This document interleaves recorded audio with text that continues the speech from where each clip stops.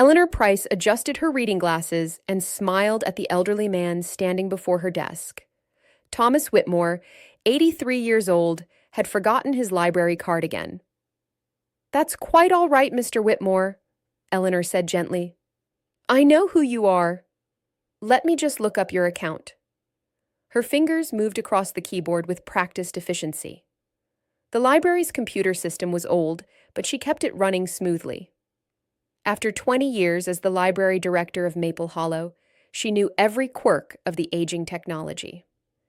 "There we are," she said. "You have 2 books due next Tuesday. Would you like to renew them?" "Yes, please, dear," Mr. Whitmore replied. "My eyes aren't what they used to be. Takes me longer to read these days." Eleanor renewed the books and handed him a printed receipt. "Take all the time you need. That's what the library is here for." Mr. Whitmore shuffled away, and Eleanor returned to her work.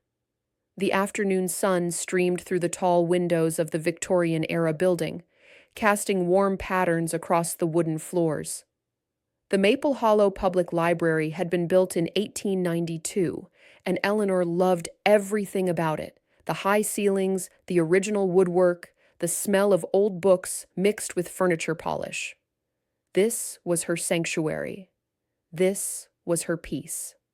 The library was quiet today, as most Tuesdays were. Only a handful of patrons browsed the shelves or sat at the reading tables. In the computer area, 3 of the library's 6 public computers were in use. Mrs. Chen was looking at recipes.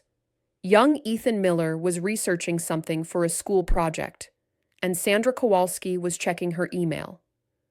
Eleanor had been the library director since moving to Maple Hollow in 2005. Before that? Well, before that was another life. A life she had left behind.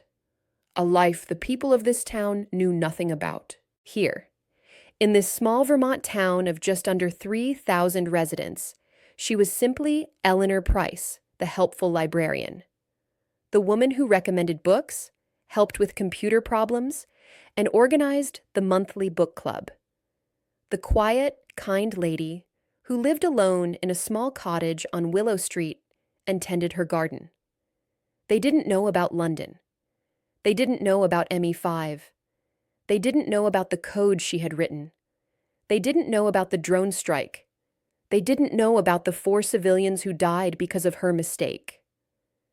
Eleanor pushed those thoughts away, as she did every time they surfaced. That was the past. This was now. She was 68 years old, and she had built a good life here, a simple life, a safe life. "Miss Eleanor?" A small voice interrupted her thoughts. She looked up to see 7-year-old Maya Patel holding a stack of picture books that reached her chin. "Can you help me reach the shelf?" Maya asked.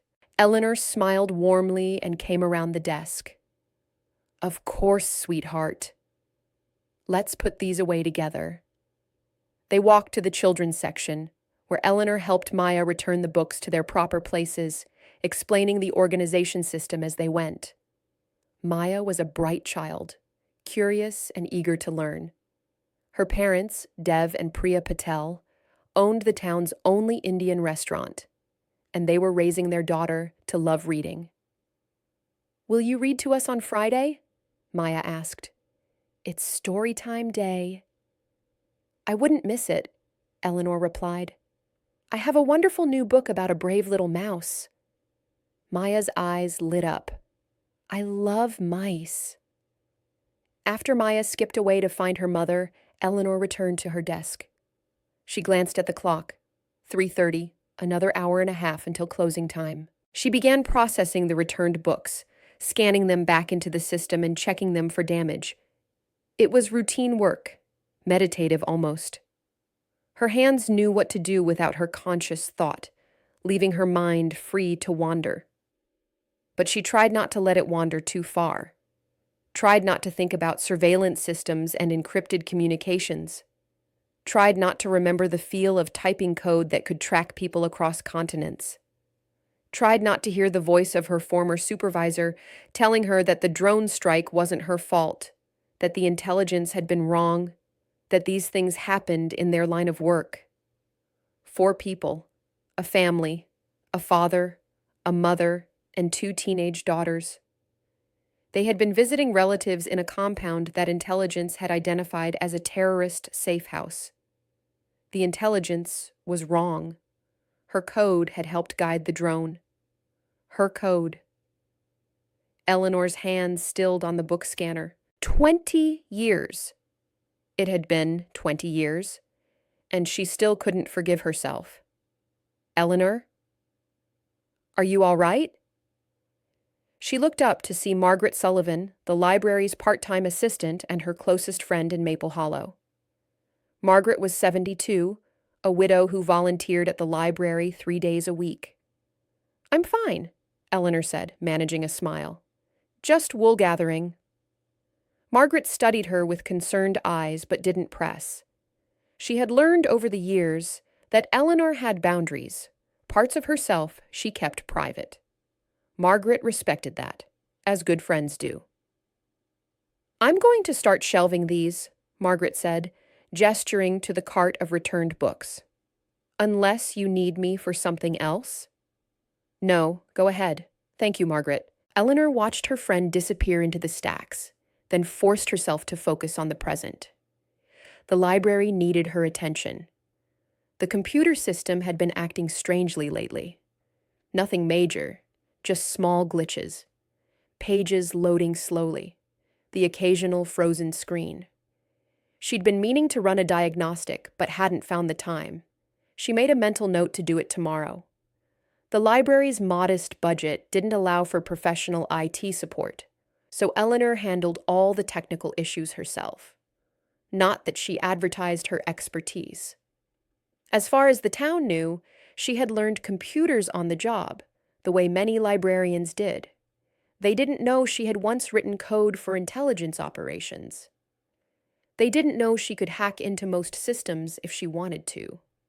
They didn't know that looking at the library's simple network made her think of spiderwebs compared to the vast digital fortresses she had once navigated. But that was good. That was how she wanted it. By 5 o'clock, the library was empty except for Eleanor and Margaret. They went through the closing routine together, checking the restrooms, turning off computers, locking the back door, setting the security system. See you Thursday, Margaret said as they stepped outside. Thursday, Eleanor confirmed. Have a lovely evening. She locked the front door and walked to her car, a sensible Honda Civic that was 15 years old but ran perfectly. The autumn air was crisp, and the maple trees that gave the town its name were ablaze with red and gold. It was beautiful here. Peaceful. Eleanor drove home through quiet streets, past familiar houses and businesses. The hardware store where she bought gardening supplies. The diner where she had breakfast every Sunday. The small grocery store where everyone knew her name. This was her community. These were her people now. Her cottage on Willow Street was exactly as she had left it that morning. She unlocked the door and was greeted by Archimedes, her gray tabby cat, who meowed indignantly about the delay in his dinner. Yes, I know, Eleanor said, scratching behind his ears. You're absolutely starving to death. She fed the cat, made herself a cup of tea, and settled into her favorite chair by the window. This was her evening routine: tea, a book, and Archimedes purring in her lap. Simple, quiet, safe. But as she opened her book, Eleanor found herself thinking about the library's computer glitches again. Probably nothing. Old hardware, an outdated operating system, normal problems for a small-town library running on a tight budget. Still, something nagged at her, a feeling she hadn't had in 20 years, an instinct that had once been finely honed. She pushed it aside. She was being paranoid. There was nothing wrong, nothing threatening, nothing to worry about. Eleanor Price was just a librarian in a small Vermont town. That's all she was now. That's all she needed to be. The next morning, Eleanor arrived at the library at 8:30 to prepare for the 9 o'clock opening. The autumn sun was bright but not warm, and she could see her breath in the cold air. Winter would come early this year, she thought. The locals had been predicting it for weeks. She unlocked the library and disabled the alarm, then went through her opening routine, turning on lights, booting up computers, checking the book drop for overnight returns, making coffee in the small staff room. It was Wednesday, which meant story time at 10:30. Eleanor needed to prepare the children's area and select the books she would read. She also needed to check the online calendar for any meeting room reservations and make sure the public computers were working properly. As she logged into the main computer at her desk, Eleanor noticed the system was slower than usual. The login screen took nearly a minute to load. She frowned. That wasn't normal, even for their old system. She made a mental note to run that diagnostic today. Definitely. At 9 o'clock, she unlocked the front doors. Within minutes, the first patrons arrived. Harold Chen, a retired professor who came every morning to read the newspapers. Betty Thornton, who worked from the library because the internet at her home was unreliable. And James Foster, one of the town's police officers, who was taking an online course during his days off. "Morning, Eleanor," James said cheerfully. "How are you?" "Very well, thank you. And you?" "Can't complain. Just need to use a computer for a couple of hours, taking a test for my criminal justice class." Eleanor directed him to an available computer and went back to her work. She liked James. He was 35, married with 2 young children, and genuinely dedicated to protecting the community. Maple Hollow was a quiet town with very little crime, but James took his job seriously. The morning passed normally. Eleanor helped patrons find books, answered reference questions, and renewed library cards. At 10:30, she conducted story time, reading to a group of 8 children while their parents watched fondly. Maya Patel sat in the front row, completely absorbed in the story of the brave little mouse. After story time, Eleanor returned to her desk to find Margaret had arrived. "Morning," Margaret said. "Did you see the notice about the town council meeting tonight?" Eleanor hadn't. Margaret showed her the email that had gone out to town residents. The monthly council meeting was scheduled for 7 o'clock at the town hall. The agenda included discussion of the proposed new community center and updates on road maintenance. "Are you going?" Margaret asked. "I hadn't planned to," Eleanor said. "Are you?" "I think I will.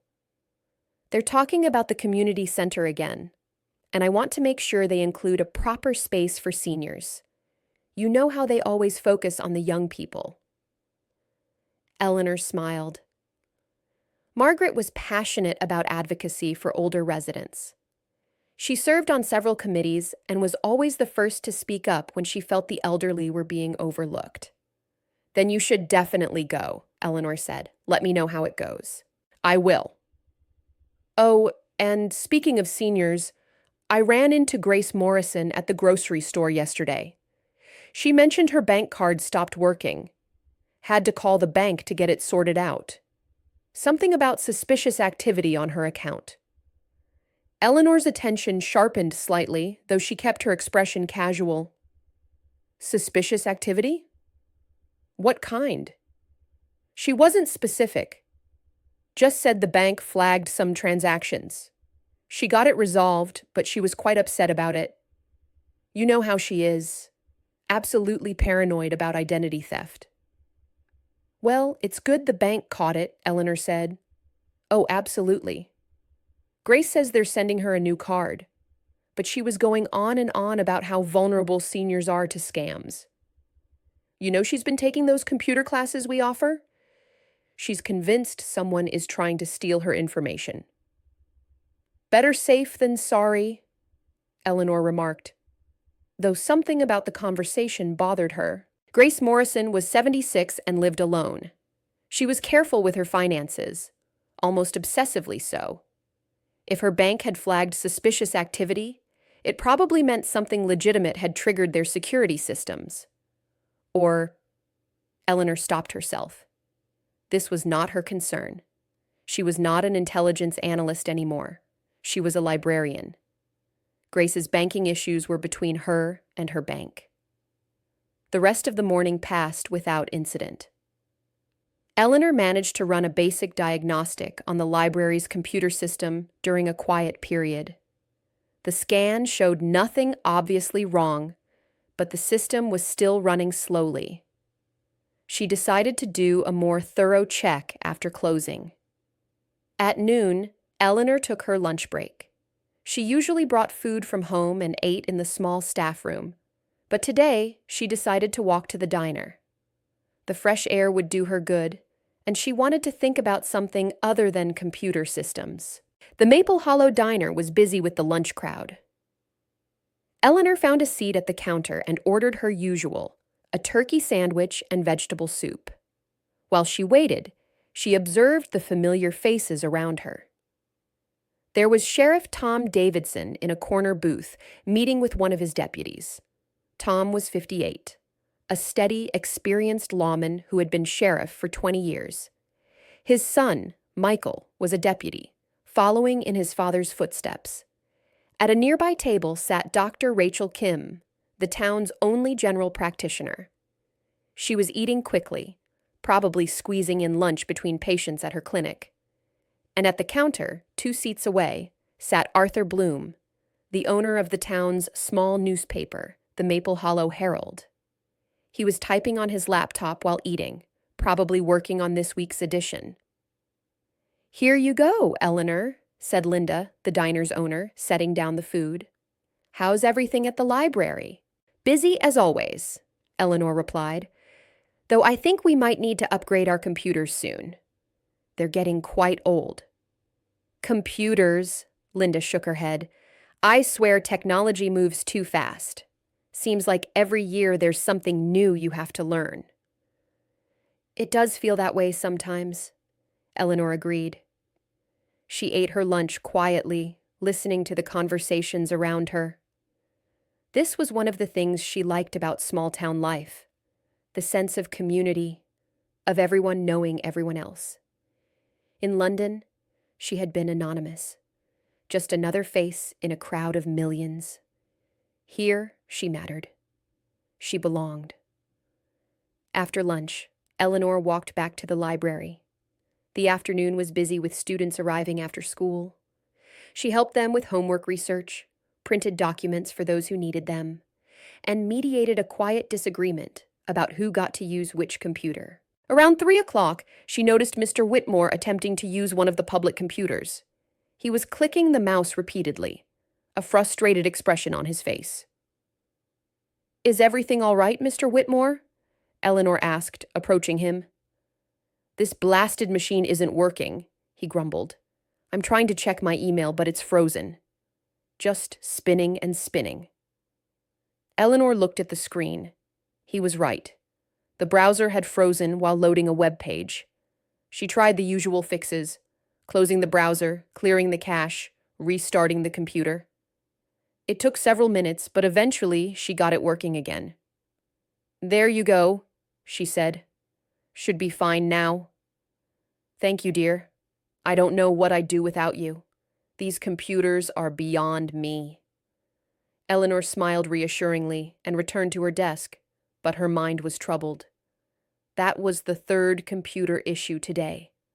The slow login, her diagnostic showing nothing wrong but the system still lagging. And now, a frozen browser. Probably just age. The library's computers were 7 years old, which was ancient in technology terms. They desperately needed new ones. But Eleanor had skills that most people didn't. She had been trained by one of the best intelligence agencies in the world. She knew how to find people who didn't want to be found. She knew how to track digital footprints. She knew how to think like a criminal, because she had spent years trying to catch them. She could do this. She would do this. The people of Maple Hollow had welcomed her, accepted her, given her a home. They didn't know who she used to be, and she had never told them about the guilt she carried. But she could protect them now. She could use her skills for something good, something that might balance, even if only slightly, the scales of her past. Eleanor looked at Archimedes, who was curled up on the couch, sleeping peacefully. "I suppose," she said quietly, "retirement is over." The cat didn't respond, but Eleanor felt a strange sense of relief.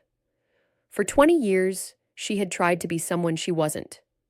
A simple librarian with a simple life. But that wasn't who she was, not really. She was Eleanor Price, former MI5 cyber intelligence officer, and right now her town needed her expertise. Tomorrow, the real investigation would begin. Eleanor didn't sleep well that night. Her mind kept turning over the problem, analyzing angles, considering possibilities. By the time dawn broke, she had consumed 3 cups of tea and filled several pages of a notebook with observations and theories. She showered, dressed, and arrived at the library by 8. As she unlocked the door, she was surprised to find Sheriff Tom Davidson waiting outside. "Morning, Eleanor," he said. "Got a minute?" "Of course, Sheriff. Come in." They stepped inside, and Eleanor noticed Tom looked troubled. He was a big man, over 6 feet tall, with the solid build of someone who had worked physically demanding jobs before becoming a lawman. But today he seemed tired. His usual confidence dimmed. "Coffee?" Eleanor offered. "That would be great, thanks." They sat in the staff room, and Eleanor waited for Tom to speak. He took a long sip of coffee first, as if gathering his thoughts. "I need your advice," he finally said, in confidence. "Of course." "We've had 3 reports in the past week, all senior citizens, all claiming their bank accounts have been compromised or their credit cards used fraudulently. At first, I thought it was coincidence. These things happen, but 3 in 1 week? In a town this size? That's unusual." Eleanor kept her expression neutral, though her pulse quickened. Who were the victims? Grace Morrison, Robert Chen, and Martha Henderson. All of them are in their 70s or 80s.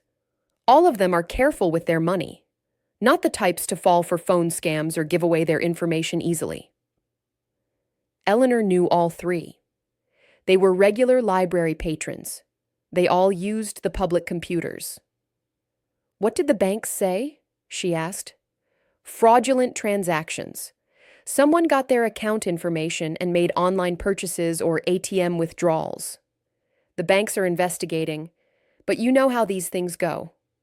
The money's probably gone, moved through multiple accounts. The victims will likely get reimbursed eventually, but it's a mess. Do you have any leads?" Tom shook his head.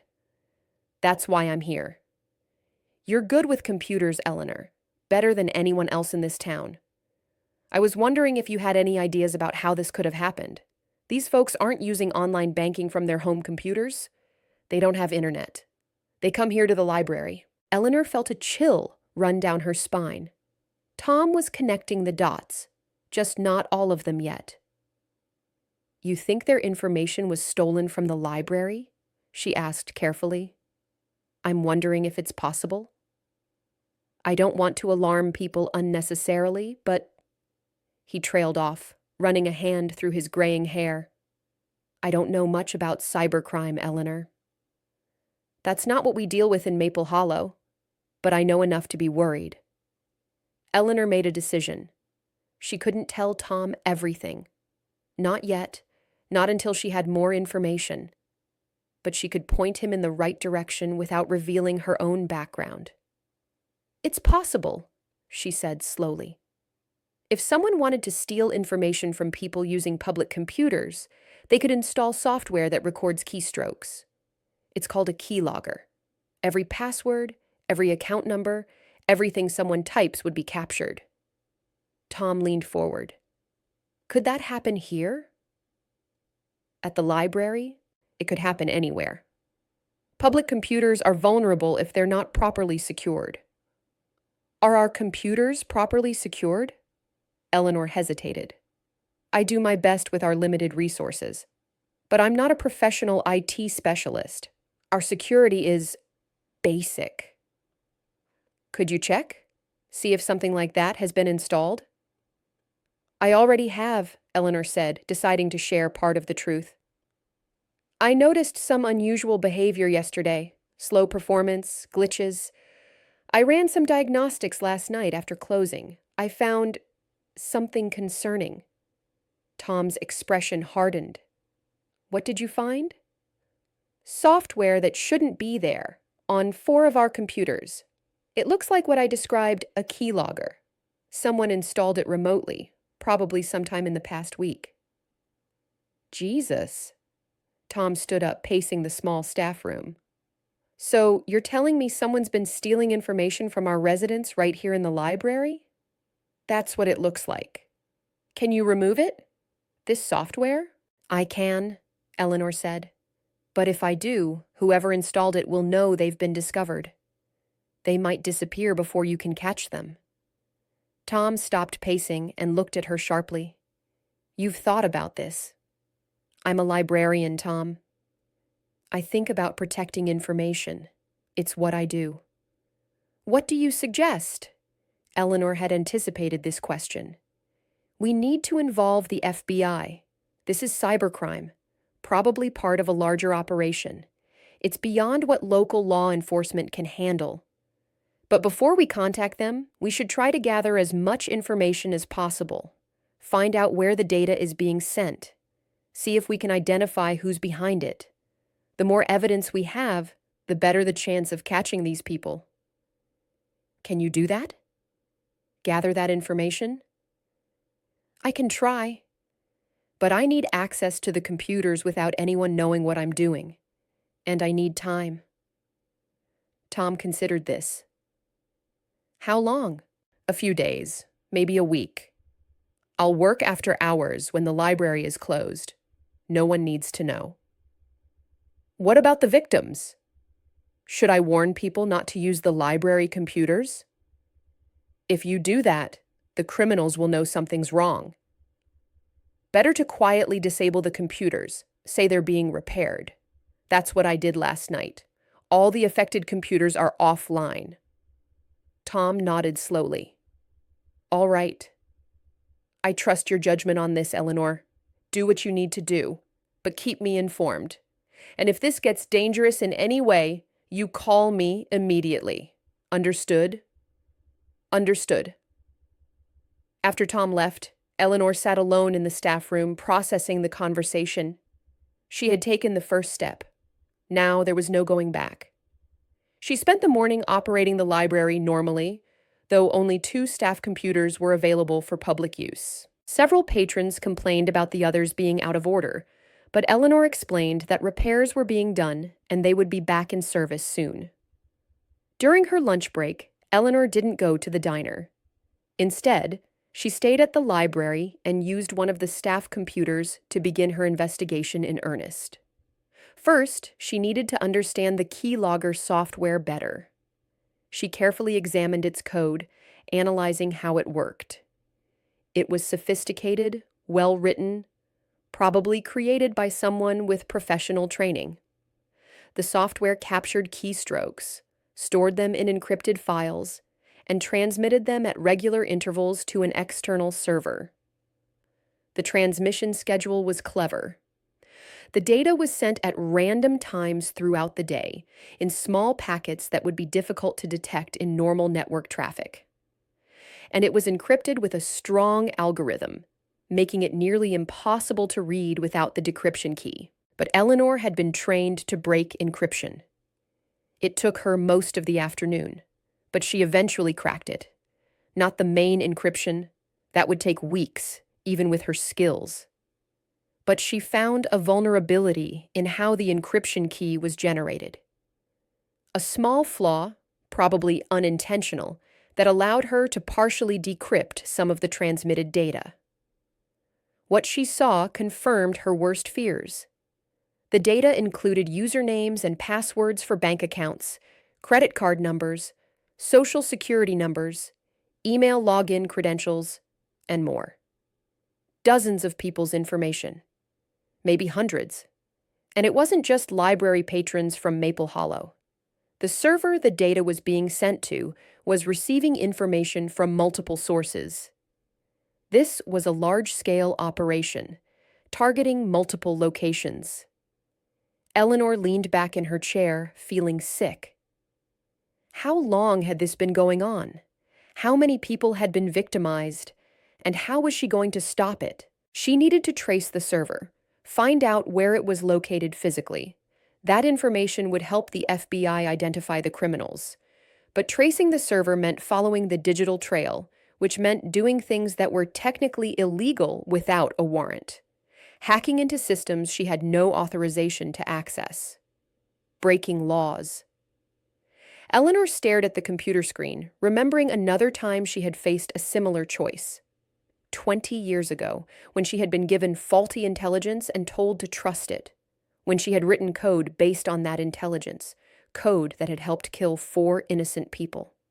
She had followed the rules then, trusted the system, done what she was told, and people had died. This time, she could break the rules. She could use skills that were supposed to be locked away in her past.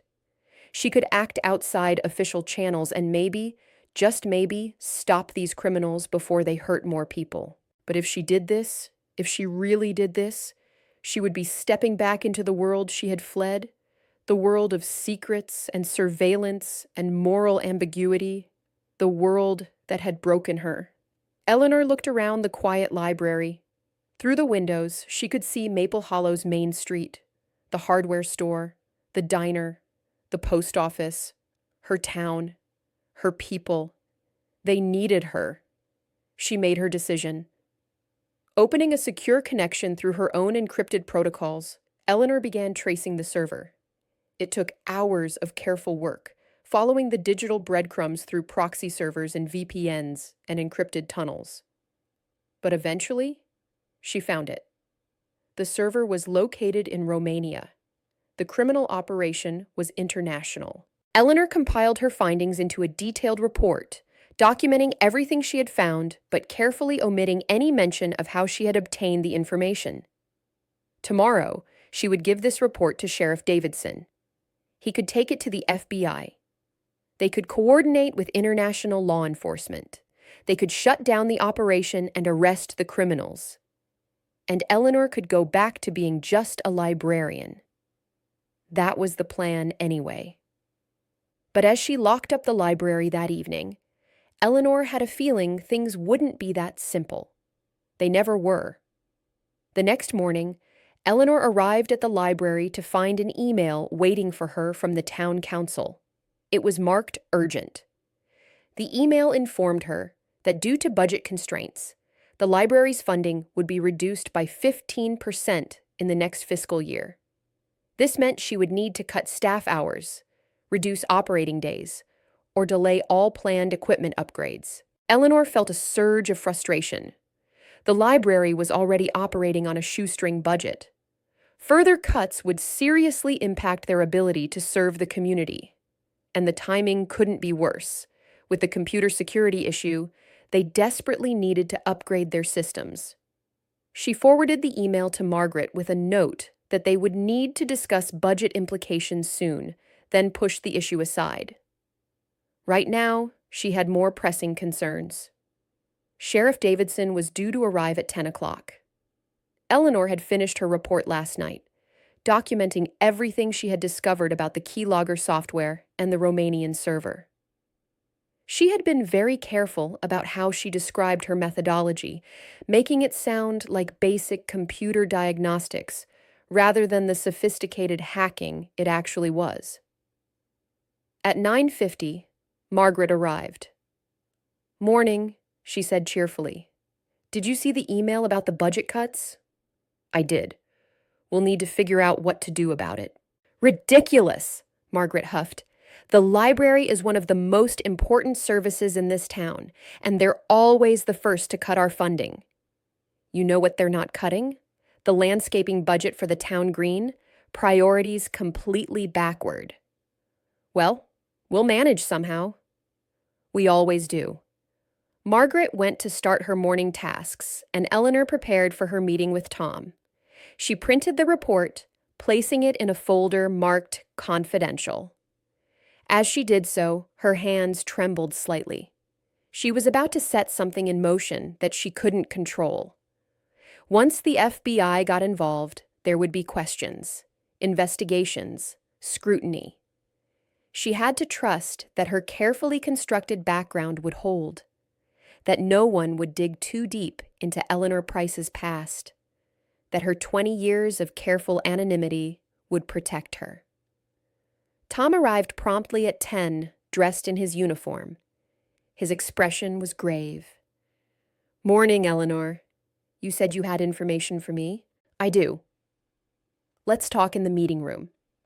They moved to the library's small meeting room, closing the door for privacy. Eleanor handed him the folder. "This is everything I've found," she said. "The software that was installed on our computers is part of a larger operation. The stolen data is being sent to a server in Romania. Based on the volume of data I observed, I believe they're targeting multiple locations, not just our library." Tom read through the report carefully, his frown deepening. "How did you figure all this out?" "I have some experience with computer security," Eleanor said vaguely. "I was able to trace the network traffic." Eleanor, this is impressive work. We need to get this to the FBI immediately." "I agree. But there's something else you should know. I was able to partially see some of the stolen data. It's not just the 3 people who reported problems. Based on what I saw, there could be a dozen or more victims from Maple Hollow alone, and they may not know it yet." Tom's expression darkened. "Do you have names?" "I have usernames and partial account numbers. I made a list." She handed him a second sheet of paper. "These people should be contacted and told to check their bank accounts and credit reports immediately." Tom scanned the list. Most of these are elderly residents, the ones who don't have computers at home and use the libraries. Damn it. "I know.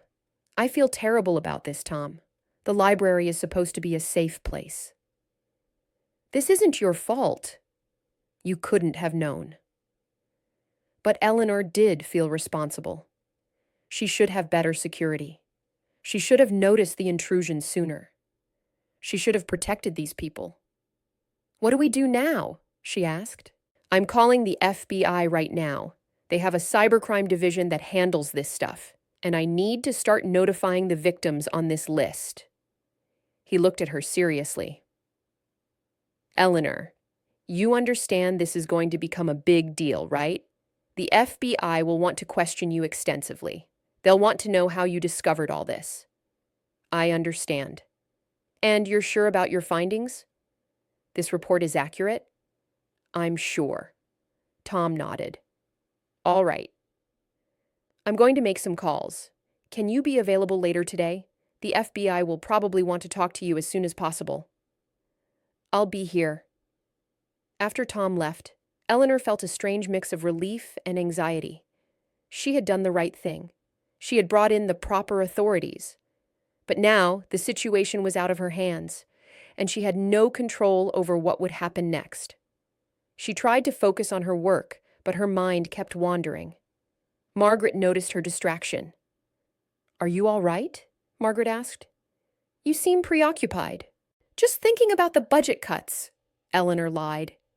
"Yes, well, we all need to think about that. I'm going to write a strongly worded letter to the town council. This is unacceptable." Eleanor smiled weakly.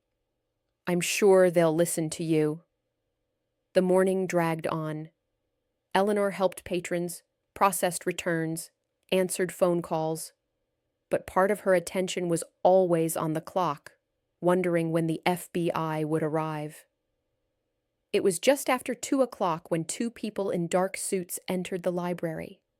They approached her desk and showed their badges. "Eleanor Price?" "I'm Special Agent Sarah Martinez," FBI. This is my partner, Special Agent David Wong. We understand you've been helping the local sheriff with a cybercrime investigation. Yes, Eleanor said, keeping her voice steady. Would you like to speak privately? Please. Eleanor led them to the meeting room, heart pounding. She had been questioned by law enforcement before, but that was a lifetime ago, when she had credentials and authority. Now she was just a librarian being interviewed as a witness. Agent Martinez was in her 40s, with sharp eyes and a no-nonsense demeanor. Agent Wong was younger, perhaps 35, with a laptop bag slung over his shoulder. They sat across from Eleanor and opened notepads. Sheriff Davidson shared your report with us, Martinez said. Very comprehensive, very thorough. We'd like to hear in your own words how you discovered the malware. Eleanor had prepared for this question. She explained that she had noticed performance issues with the library's computers and decided to investigate. She described running diagnostics and discovering suspicious software. She carefully omitted any mention of the sophisticated techniques she had actually used, making it sound like she had simply used standard system monitoring tools. Agent Wong was taking notes on his laptop. The report mentions that you traced the data transmission to a server in Romania. Can you explain how you did that? I used a network traffic analyzer to see where the data was going. Then I followed the IP address. You followed it through multiple proxy servers?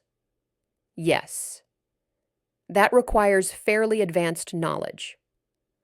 I've been managing the library's IT systems for 20 years. I've picked up some skills. Agent Martinez leaned forward. Ms. Price, we're not questioning your findings. In fact, we're impressed. But we need to understand your methodology for our investigation, and we need to make sure everything you did was legal. Eleanor's stomach tightened. Was it not? That depends on exactly what you did. Accessing systems without authorization, even to investigate a crime, can be problematic. I only accessed systems that I'm responsible for, Eleanor said carefully. The library's network is under my management. I have full administrative rights. As for tracing the external server, I only observed network traffic. I didn't attempt to access the server itself or any other external systems. This was mostly true. She had observed the traffic. She had technically only accessed systems she had authorization for. The fact that she had used methods far beyond what a normal IT administrator would know. Well, they hadn't asked about that. Agent Wong and Agent Martinez exchanged glances. Martinez nodded slightly. All right, Martinez said. We'll need copies of everything. Your logs, your diagnostic results, the network traffic data. Can you provide that? Of course. We'll also need to examine your computers directly. We'll need to preserve the malware as evidence and document exactly what was installed and how it operated. I understand. When would you like to do this? As soon as possible. Today, if we can. We'll need to shut down your public computer systems and keep them offline while we work. They're already offline. I disabled them 2 days ago when I first discovered the problem. Good. That was the right call. Martinez smiled slightly. You did everything right, Miss Price. You discovered the threat, you preserved evidence, you reported it to the authorities. Many people in your position would have just deleted the malware and moved on. The people in this community trust me, Eleanor said. I needed to protect them. Well, you did. Thanks to your vigilance, we now have a chance to shut down what appears to be a significant criminal operation. They spent the next 2 hours going over technical details. Eleanor provided access to the computers, showed them the malware, explained her findings. Agent Wong was clearly the technical expert. He asked detailed questions about the software's behavior and the network traffic patterns. Eleanor answered as best she could while being careful not to reveal too much expertise. It was a delicate balance. She needed to be knowledgeable enough to be credible, but not so knowledgeable that it raised questions about her background. By 4:30, the agents had what they needed. They packed up their equipment and prepared to leave. "We'll be in touch," Martinez said. "This investigation will likely take some time. The Romanian server is problematic. We'll need to coordinate with international law enforcement, but we're going to shut this operation down." "What about the victims?" Eleanor asked. "The people whose information was stolen?" "Sheriff Davidson is contacting them. We'll work with the banks and credit card companies to minimize the damage. Unfortunately, in cases like this, prevention is better than cure. Some of these people may have already lost money." "Is there anything I can do?" "Keep your systems secure. We'll help you implement better security measures. And if you notice anything else suspicious, contact us immediately." After they left, Eleanor returned to her desk, exhausted. Margaret had been watching from a distance, curious but respecting Eleanor's privacy. "FBI?" Margaret asked quietly. "Yes, there was a security issue with our computers. They're investigating." "Is everything all right?" "It will be. But we'll need to keep the public computers offline for a while longer." Margaret nodded, accepting this explanation. She was too tactful to press for details. The rest of the afternoon was quiet. Eleanor tried to focus on work, but her mind was racing. The FBI was involved now. They would investigate the Romanian server, try to identify the criminals, coordinate with international agencies. It could take months. And in the meantime, what if the criminals realized they had been discovered? What if they had other targets? What if this was bigger than anyone realized? Eleanor shook her head. This wasn't her responsibility anymore. She had done her part. The professionals were handling it now. But that old instinct wouldn't let go. The instinct that had made her good at her job. The instinct that had also led to her biggest mistake. The instinct that whispered, "There's more here than you know." At closing time, Eleanor locked up the library and drove home. She fed Archimedes, made dinner, and tried to relax. But she couldn't stop thinking about the case. After dinner, she opened her laptop and began researching again. Not officially. She had no authorization, no mandate, just curiosity. She looked into other identity theft cases in Vermont. She searched for patterns, similar methods, common targets. What she found disturbed her. In the past 6 months, there had been a significant increase in identity theft cases across small Vermont towns, always targeting senior citizens, always in communities with small, underfunded public computer systems. Maple Hollow wasn't unique. It was part of a pattern. Eleanor compiled a list of affected towns and cases. Then, against her better judgment, she began to dig deeper. She looked for commonalities. Were the same servers being used? Was the same malware being deployed? By midnight, she had her answer. Yes, this was all connected. The same criminal organization was behind dozens of attacks across Vermont and probably other states as well. They were systematically targeting small towns, exploiting vulnerable computer systems, stealing from the elderly. And the FBI didn't know the full scope yet. They were focused on the Maple Hollow case, on the Romanian server. They didn't see the bigger picture. What if Eleanor could do something about it herself? No, that was ridiculous. She was 68 years old. She was a librarian. She had left that life behind. But she still had the skills. She still knew how to track criminals in cyberspace. She still knew how to think 3 steps ahead. And these criminals were hurting her community, her people. Eleanor closed her laptop and went to bed, but she barely slept. Her mind was churning, planning, analyzing. By morning, she had made a decision. She was going to investigate further. Not officially, not openly, but she was going to find these criminals and stop them, whatever it took. Eleanor woke early the next morning with a sense of purpose she hadn't felt in 20 years. She showered, dressed, and made a strong pot of coffee. Then she sat at her kitchen table with her laptop and began planning. If she was going to do this, really do this, she needed to be smart. She couldn't just hack into systems and track criminals like she used to. Those days were over. And besides, what she would be doing was illegal without proper authorization. She needed to work within the law as much as possible, gathering information that could be useful to the FBI without actually breaking into protected systems. But there was a lot she could do that was perfectly legal. Open source intelligence gathering, public records research, social media monitoring. These were tools available to anyone, and she was very good at using them. First, she needed to understand the full scope of the operation. She had identified affected towns in Vermont, but she suspected this went beyond state borders. She spent the morning searching news reports, police bulletins, and public records for similar cases in New Hampshire, Maine, and Massachusetts. The pattern was clear. Over the past year, small towns across New England had seen spikes in identity theft targeting senior citizens.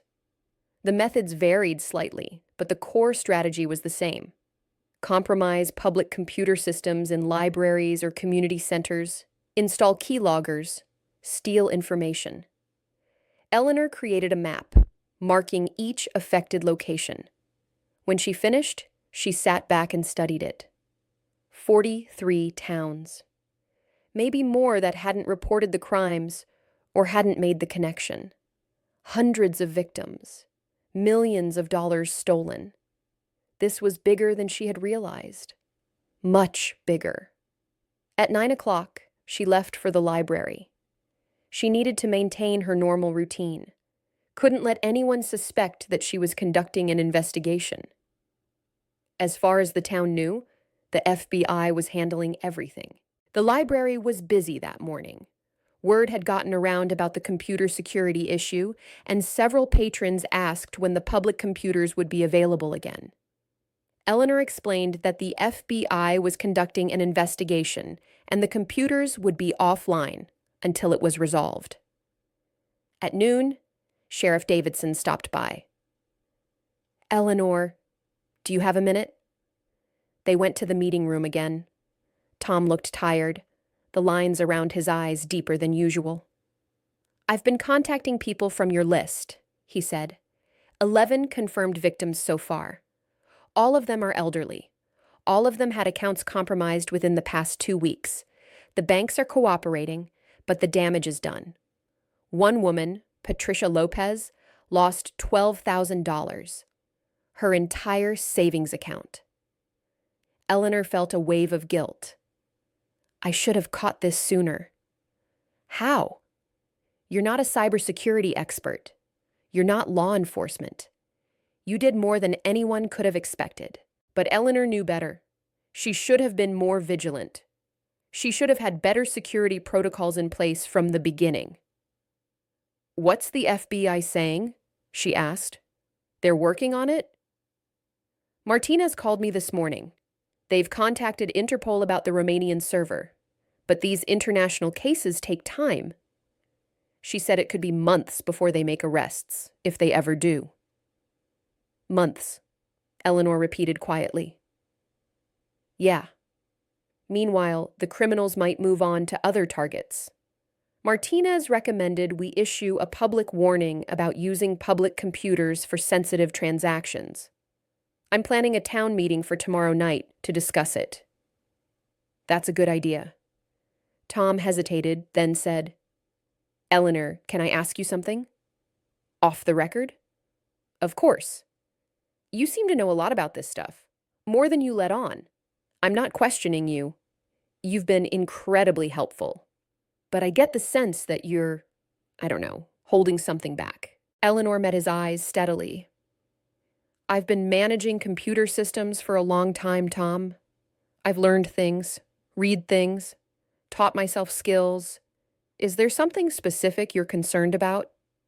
No, no, nothing like that. I'm just impressed, I guess, and grateful. This town is lucky to have you. After Tom left, Eleanor felt unsettled. He was starting to wonder about her. She needed to be more careful, more ordinary. She spent the afternoon helping patrons and processing book returns, but her mind was elsewhere. She kept thinking about the map, about the 43 towns, about how this criminal network was operating with impunity across state lines. The FBI would eventually catch them. Probably. But how many more people would be victimized in the meantime? That evening, Eleanor went home and immediately returned to her laptop. She had done enough research.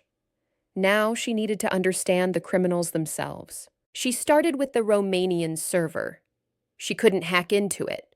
That would be both illegal and dangerous.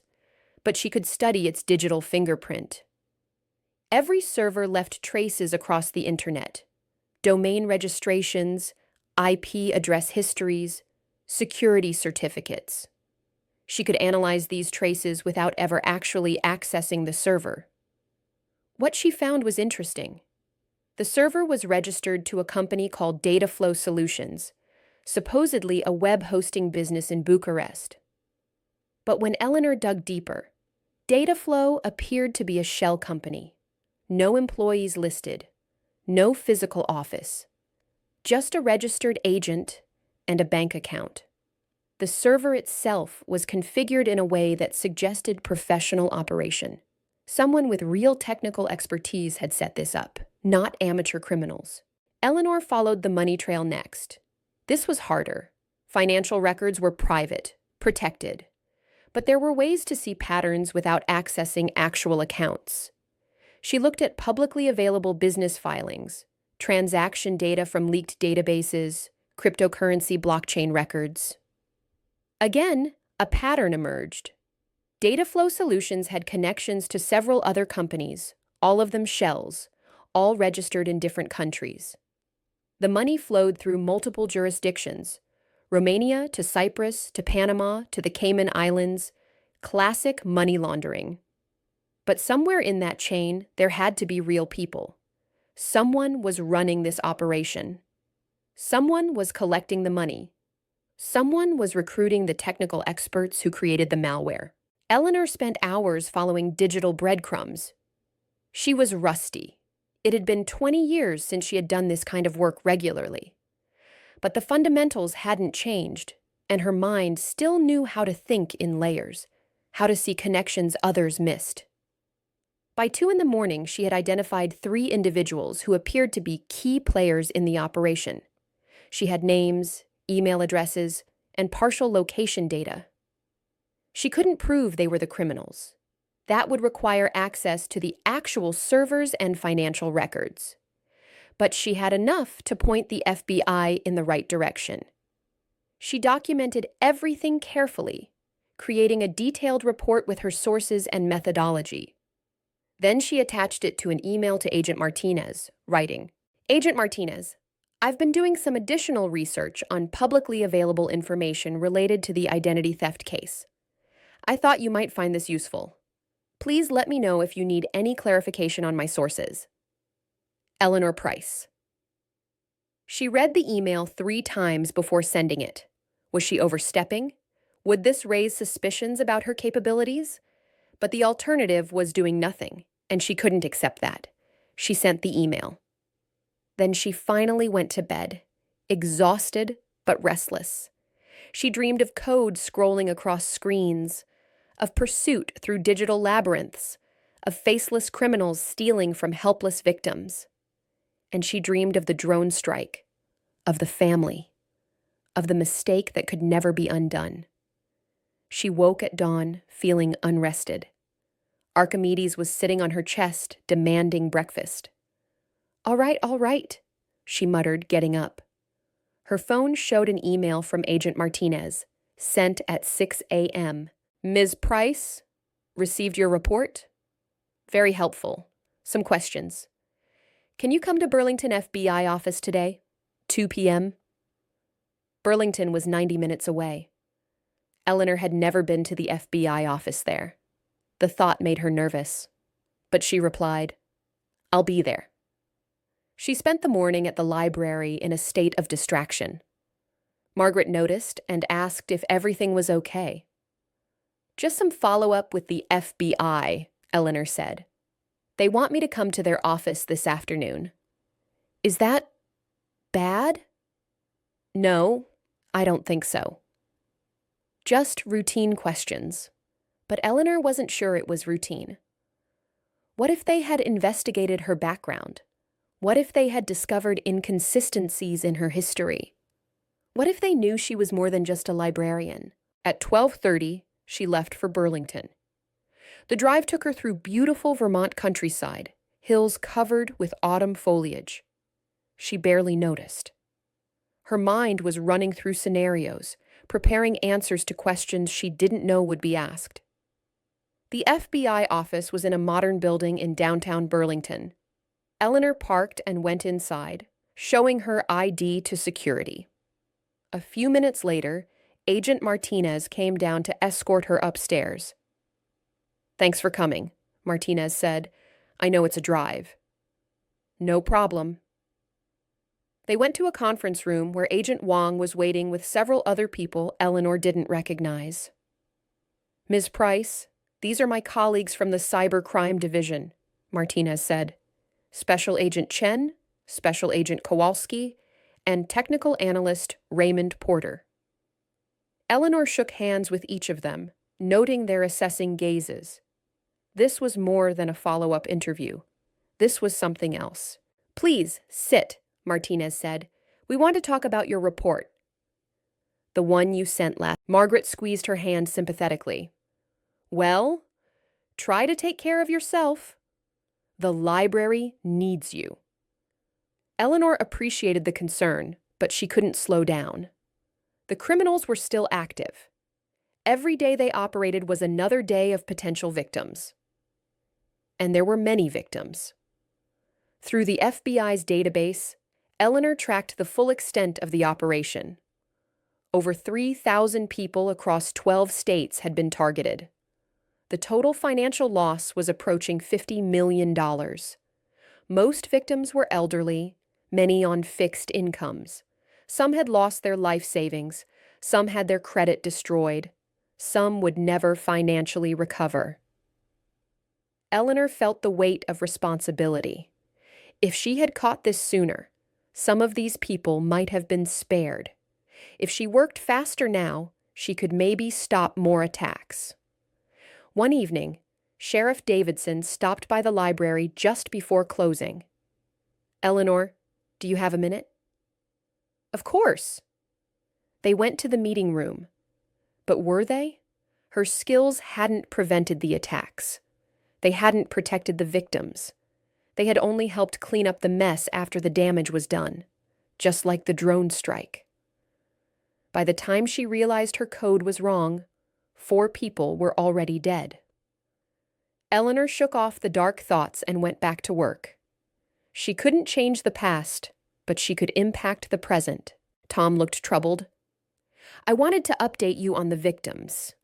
We've confirmed 17 people from Maple Hollow who had their information stolen. The FBI is working with the banks to recover what money they can, but..." He shook his head. "It's not much." "Mrs. Lopez, the one who lost $12,000? The bank reimbursed her for half. She wasn't careful enough with her security. Can you believe that? She's 79 years old, Tom. She did everything right, and these criminals still got her." Eleanor felt anger rise in her chest. "That's not acceptable." "I know. I'm trying to help her appeal the decision, but it's an uphill battle. And she's not the only one. Half the victims are in similar situations.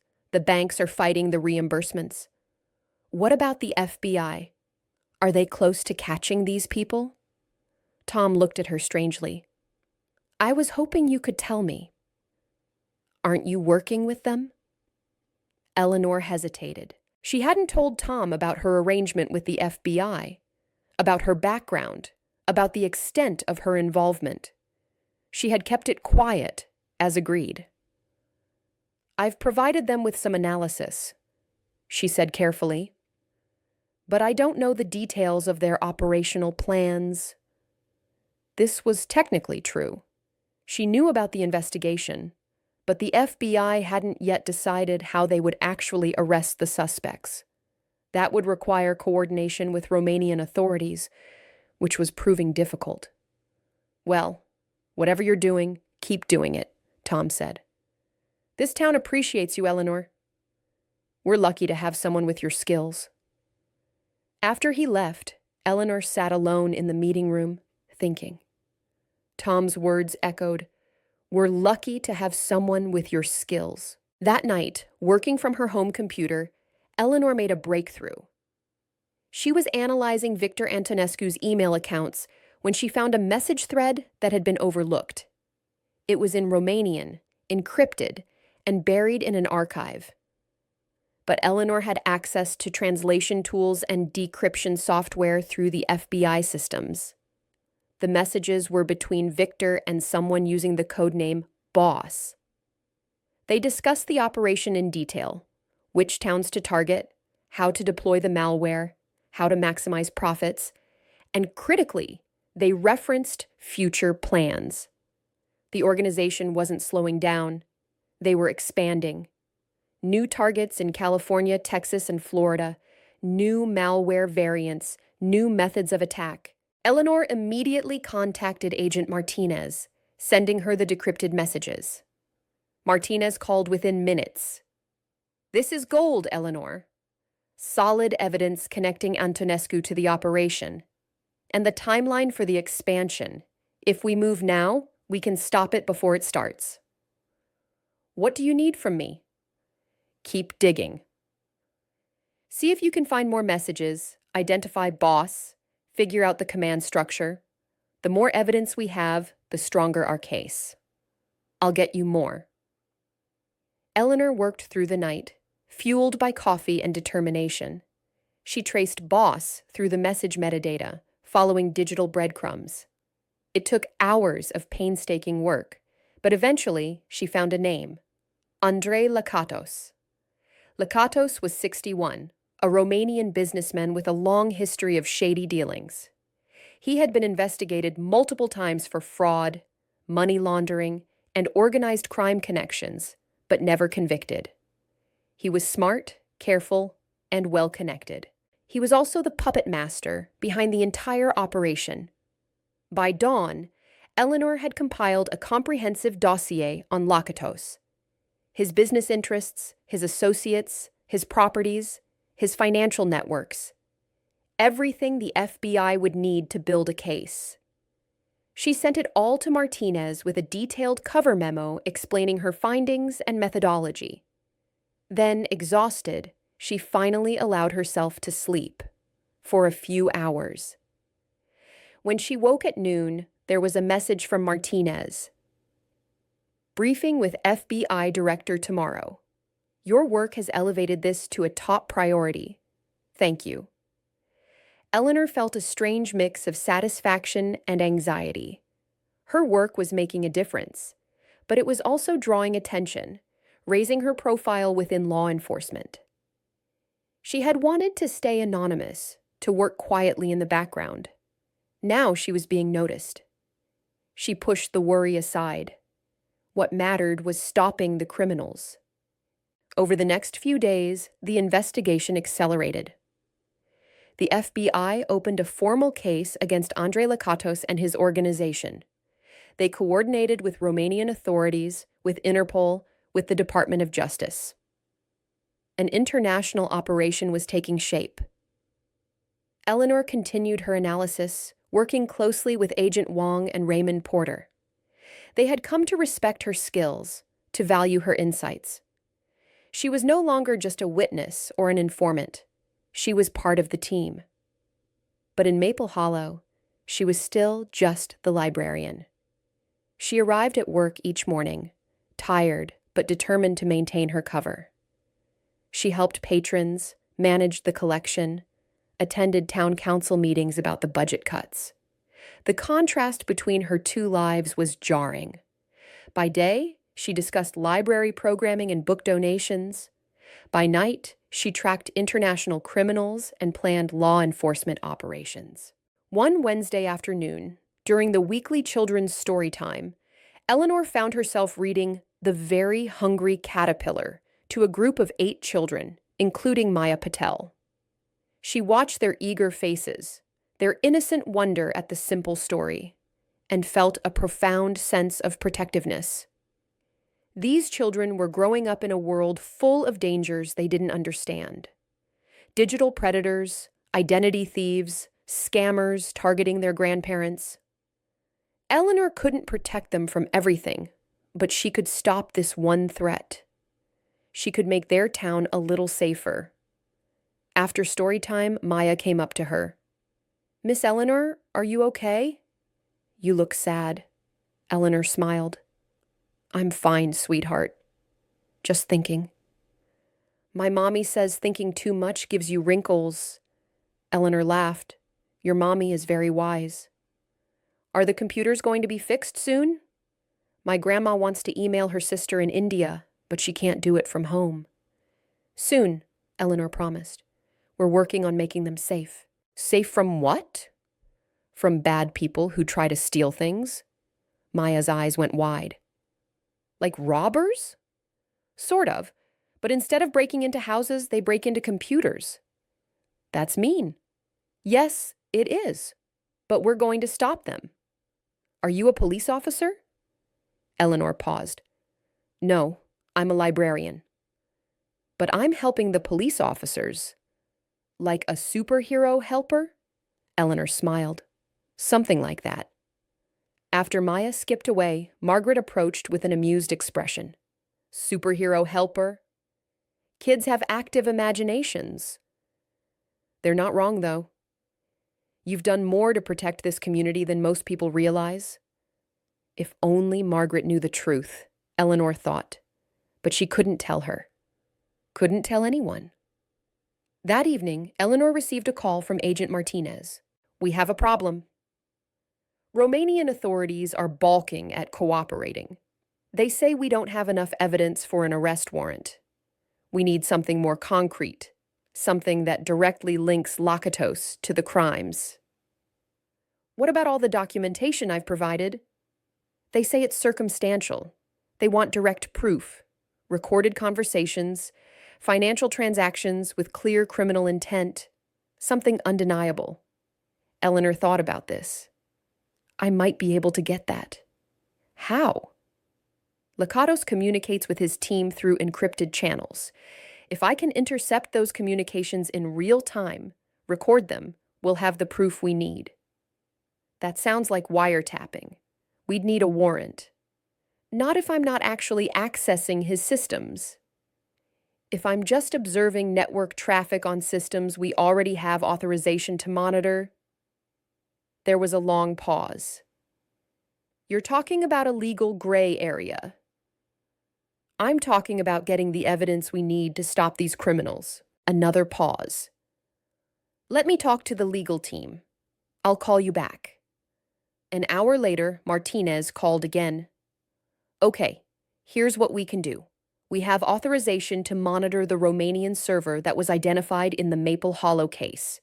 If, in the course of that monitoring, we happen to intercept communications between the suspects, that's admissible evidence.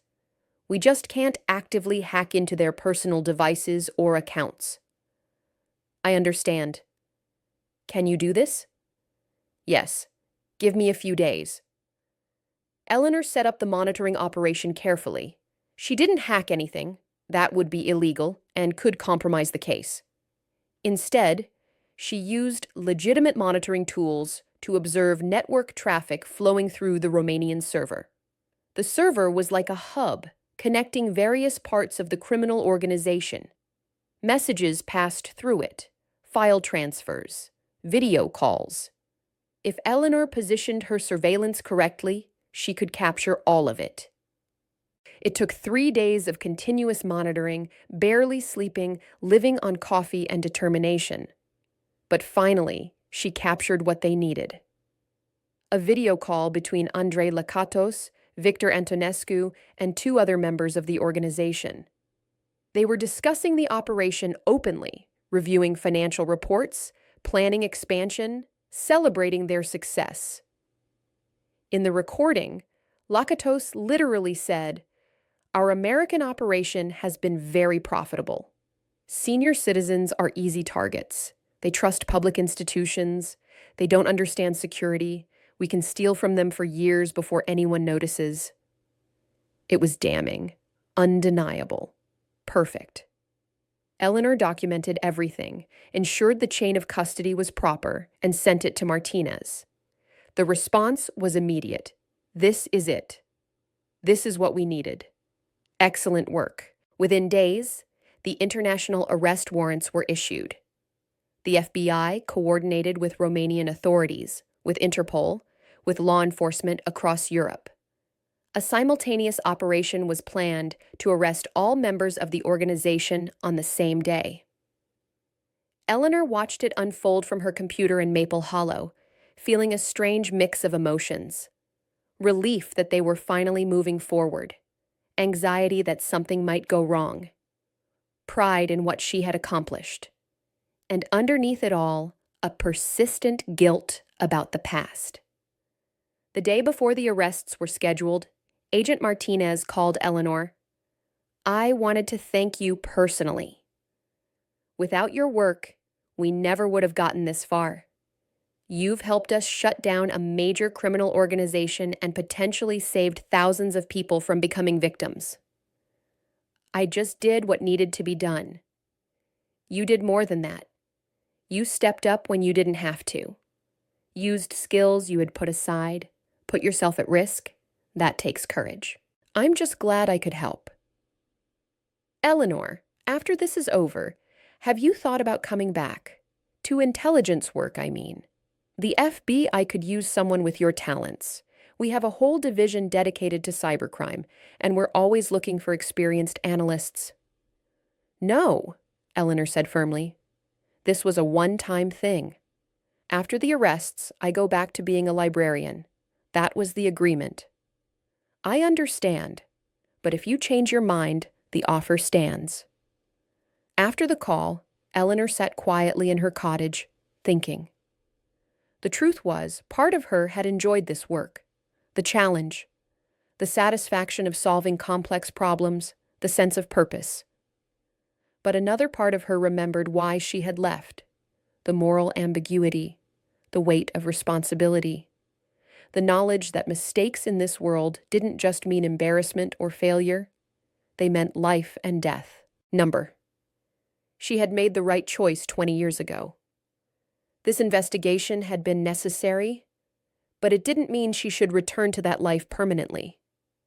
Tomorrow, the arrests would happen.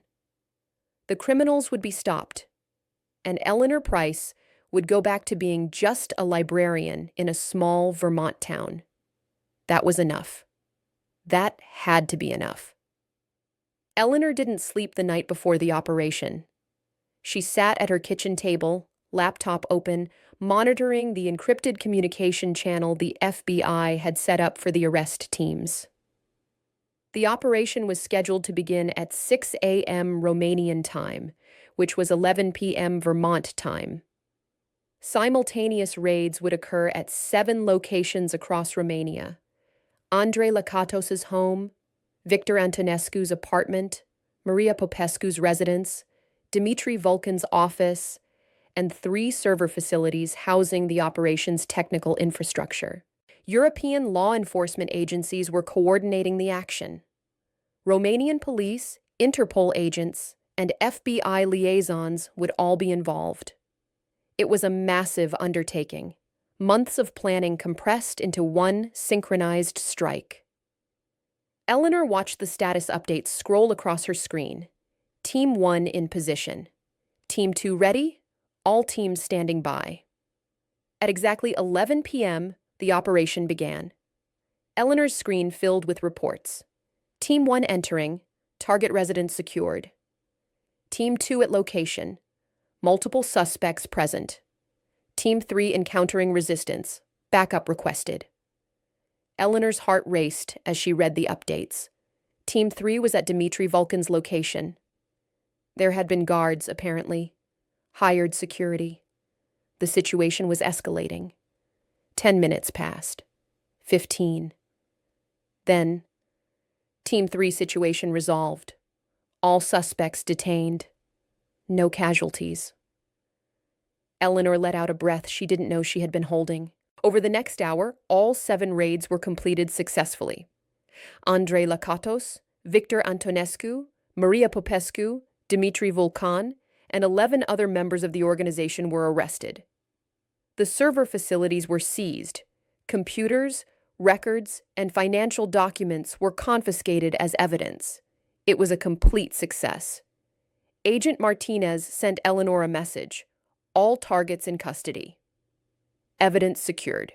You should be proud. This was your work. Eleanor replied, "It was a team effort. I'm just glad it's over." But it wasn't over. Not really. The arrests were just the beginning. Now came the legal process. Extradition proceedings, trials, victim notifications. It would take months, maybe years, for the full consequences to play out. And in Maple Hollow, there would be questions. The victims would want to know what happened. The town would want answers. Sheriff Davidson would need to brief the community. Eleanor realized she would be part of that conversation whether she wanted to be or not. The next morning, exhausted but unable to sleep, Eleanor went to work at her usual time. She had barely sat down at her desk when Tom Davidson walked in, a huge smile on his face. "Did you hear?" They caught them. The FBI caught the people who were stealing from our residents. "I heard," Eleanor said, managing a smile. "It's all over the news. International criminal organization, they're calling it. Millions of dollars stolen. And they say it was intelligence work that broke the case. Someone analyzed their patterns and identified the key players." He looked at her meaningfully. "Someone with expertise. The FBI has good people." "Yes, they do. Including a certain librarian from Vermont who apparently knows more about cybercrime than she lets on." Eleanor didn't respond. Tom sat down across from her desk. "Martinez called me this morning. She said I should prepare for media attention. The story's going to be big. Small-town librarian helps FBI catch international criminals. Very feel-good. Very American." "No," Eleanor said immediately. "No media. That wasn't part of the agreement." "I told Martinez you'd say that." "She said she'd try to keep your involvement quiet, but people are going to ask questions. The victims deserve to know how they were protected. They can know about the FBI's work. They don't need to know about mine." Tom studied her. "Eleanor, why are you so set on staying anonymous? You did something amazing. People should know." "Because I came to this town for peace and privacy. If my involvement becomes public, I'll lose that. People will look at me differently, ask questions I don't want to answer. I just want to go back to being the librarian." "You've always been more than just the librarian. Maybe it's time people knew that. Tom, please, I'm asking you as a friend. Help me keep this quiet." He was silent for a moment, then nodded. "All right. I'll do what I can. But I can't promise anything. This is a big story." Over the next few days, Tom's prediction came true. The story broke nationally. "International Identity Theft Ring Busted" was the headline. News outlets reported on the scale of the operation, the number of victims, the amount of money stolen. Some stories mentioned that a librarian from a small Vermont town had played a role in the investigation, but they didn't have Eleanor's name. Agent Martinez had kept her word, protecting Eleanor's identity from the press. But in Maple Hollow, it was impossible to keep the secret. People knew the FBI had been investigating the library's computers. They knew Eleanor had been working with the agents. They put the pieces together. Within a week, Eleanor couldn't walk down Main Street without being stopped by grateful residents. People she barely knew came up to her, thanking her for what she had done. The victims she had helped were especially emotional. Grace Morrison hugged her at the grocery store, tears in her eyes. They recovered most of my money. The FBI worked with my bank, and they've agreed to reimburse everything. Thank you, Eleanor. Thank you so much. Robert Chen stopped by the library with a box of homemade dumplings from his daughter's restaurant. A small thank you for a very big help, he said. Even Patricia Lopez, who had lost $12,000, came to see her. The bank had finally agreed to full reimbursement after the FB. I provided evidence that she had been victimized through no fault of her own. I thought that money was gone forever, Patricia said. I thought I'd have to sell my house. But you saved me. You saved all of us. Eleanor didn't know what to say to these people. She felt unworthy of their gratitude. She had only done what she thought was necessary, and she had done it as much for herself, for some sense of redemption, as for them. But their gratitude was genuine. Their relief was real. She had made a difference in their lives. Margaret was particularly curious. One afternoon, when they were alone in the library, she brought up the subject directly. Eleanor, I've known you for nearly 20 years. We're friends. But I've always felt like there were parts of yourself you kept hidden. Now I understand why. You have skills, experience, knowledge that goes far beyond being a librarian. Will you ever tell me the truth about who you really are? Eleanor considered this. Margaret deserved honesty. She had been a good friend, loyal and supportive. I used to work in intelligence, Eleanor said slowly. A long time ago, in another country. I was good at my job, but something happened. A mistake that I can't fix or undo. It broke me, Margaret. I couldn't do that work anymore. So I came here to this quiet town to start over, to be someone different, someone simpler. But you're not someone different, Margaret said gently. You're still the same person. The skills don't go away. The experience doesn't disappear. You just tried to hide it. Maybe. But I built a life here, a peaceful life. I don't want to lose that. You won't. These people don't care about your past. They care about who you are now. And who you are is someone who protected them when they needed it. That's all that matters. Eleanor wanted to believe that. But she couldn't shake the feeling that everything was about to change. The following week, the town council called a special meeting to recognize Eleanor's contribution to the community. She tried to decline, but Tom insisted. The town wants to say thank you, he told her. Please, just accept it gracefully. The meeting was held on a Wednesday evening at the town hall. Eleanor arrived reluctantly, expecting a small gathering. Instead, she found the hall packed with people. Nearly the entire town had shown up. The council president, Catherine Wu, stood at the podium. We're here tonight to recognize Eleanor Price, our library director, for her extraordinary service to this community. Thanks to her expertise and dedication, a dangerous criminal organization has been shut down and justice has been served. Eleanor, would you please come forward? Eleanor walked to the front, face burning with embarrassment. Catherine presented her with a plaque that read, "In recognition of outstanding service to the community of Maple Hollow." Thank you, Eleanor said, her voice quiet. I really don't deserve this. I just did what anyone would do. That's not true, said Sheriff Davidson, standing from the audience. What you did required special skills and knowledge. More importantly, it required courage. You could have stayed out of it, let the FBI handle everything. But you chose to get involved, to use your abilities to protect us. That's the definition of heroism. The room erupted in applause. Eleanor stood there overwhelmed, trying not to cry. When the applause finally died down, Catherine said, Eleanor, Is there anything you'd like to say?" Eleanor looked out at the crowd. She saw Grace Morrison and Robert Chen, Patricia Lopez and Thomas Whitmore, Maya Patel with her parents, Margaret smiling encouragingly, dozens of familiar faces, people she had known for 20 years. "I came to Maple Hollow a long time ago looking for peace," she said. "I wanted to leave my old life behind and become someone new, someone ordinary. But what I've learned from this experience is that we can't really run away from who we are. Our past shapes us. Our skills and experiences are part of us, whether we use them or not. And when our community needs us, we have a responsibility to help if we can." She paused, gathering her thoughts.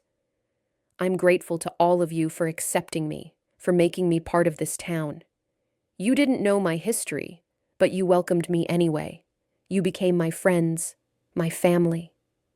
Thank you. Second thing, the FBI would like to consult with you on another case. We have a similar operation targeting elderly victims in the Midwest. Different methods, but possibly connected to Lakatos's organization. Would you be willing to review the case files and provide analysis?" Eleanor hesitated. This was exactly what she had wanted to avoid. Getting drawn deeper into intelligence work, becoming a consultant, losing her quiet life. But people were being victimized, people who needed help. "Send me the files," she said. "I'll take a look." "Excellent. And third, I have a personal question. Are you happy in Maple Hollow?" The question surprised Eleanor. "What do you mean?" "I mean, you clearly have skills and experience that are being underutilized. You could be doing important work, helping a lot of people. Instead, you're managing a small-town library. Is that really what you want?" "So when I realized some of you were being victimized, I couldn't stand by. I had to act. Not because I'm a hero, I'm not. But because you matter to me. This town matters to me. And protecting the things we love is what makes us human." More applause. Eleanor stepped back, blinking away tears. After the meeting, people lined up to shake her hand, hug her, express their thanks. It went on for over an hour. By the end, Eleanor was emotionally exhausted. Margaret drove her home. "You okay?" Margaret asked. "I don't know. Everything feels different now." "It is different. You can't go back to being invisible, but maybe that's not such a bad thing." Eleanor didn't answer. She went inside, fed Archimedes, and sat in her favorite chair. The cat jumped into her lap, purring. She had spent 20 years trying to be someone she wasn't, trying to hide, trying to forget.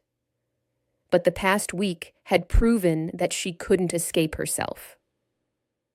Eleanor Blake had been a cyber intelligence officer. She had been good at her job. Yes. She had made a terrible mistake. Yes. 4 people had died because of her code. That guilt would never leave her. But she had also saved people. Hundreds of them. Maybe thousands, if the FBI's estimates about future targets were accurate. She had used her skills for good this time. She had made a difference. Maybe that was enough. Maybe that was the best she could hope for. Eleanor looked down at Archimedes, who gazed back at her with inscrutable green eyes. "What do you think?" she asked the cat. "Can I go back to being just a librarian now?" Archimedes purred louder, but didn't answer. Eleanor didn't think she could. Something had changed in her. The part of herself she had locked away for 20 years had been set free, and she couldn't put it back. But maybe she didn't need to. Maybe she could be both things. Eleanor Price, the librarian, and Eleanor Blake, the intelligence analyst. Maybe she could have a quiet life while still using her skills when they were needed. Maybe she could finally stop running. 3 weeks after arrests, Eleanor sat in her cottage, reading the FBI's final report on the case. Agent Martinez had sent it to her, along with a personal note thanking her again for her contribution. The report was comprehensive. Andrei Lakatos and his organization had been charged with multiple counts of identity theft, fraud, money laundering, and racketeering. The evidence against them was overwhelming, thanks in large part to the communications Eleanor had intercepted. Romanian authorities were proceeding with prosecution. Extradition proceedings were underway to bring some of the suspects to the United States for trial. Financial recovery efforts were ongoing, with the FBI working to trace and return stolen funds to victims. The total scope of the operation was staggering. Over 5,000 victims across 15 states, nearly $80 million stolen. It would take years to sort out all the legal and financial complications, but the criminals would not go free. Eleanor should have felt satisfied. She had accomplished what she set out to do. The bad guys were caught. The victims were being made whole. But she felt hollow, empty. Maybe it was the adrenaline wearing off. For weeks, she had been operating at maximum capacity, barely sleeping, constantly working. Now that it was over, the exhaustion had caught up with her, or maybe it was something deeper. She had proven to herself that she still had the skills, that she could still do the work. But she had also been reminded why she left that world in the first place. The stress, the moral complexity, the knowledge that you were always one mistake away from disaster. She thought about the drone strike again. She always came back to it, no matter how hard she tried not to. 4 people, a family. They haunted her dreams, faceless but present. Stopping Lakatos didn't balance the scales. Nothing could, but at least she had done something good. That had to count for something. Her phone rang. It was Agent Martinez. "Eleanor, how are you?" "I'm well, thank you. I got your report." "Good. I wanted to follow up on a few things. First, the Romanians are officially requesting your testimony at the trial. They want you to explain how you tracked the suspects and intercepted their communications." Eleanor frowned. "I thought I was supposed to remain anonymous." "You can testify via video conference, and your identity will be protected in public documents. But the defendants have a right to face their accuser, which means they'll know who you are." "I don't like it." "I understand, but it's necessary. Your testimony will be crucial to securing convictions." Eleanor sighed. "When?" "Probably 6 to 8 months from now. The trial won't be quick." "All right, I'll do it." Yes," Eleanor said, though she wasn't entirely certain. "This is my home. These are my people." "I understand, but the offer still stands. If you ever want to return to intelligence work officially, we'd be glad to have you." After the call, Eleanor sat thinking. Martinez was right. She was underutilized. Her skills could help law enforcement agencies tackle cybercrime, protect vulnerable populations, stop criminals. But at what cost? Her peace of mind, her anonymity, her carefully constructed life? She didn't know the answer.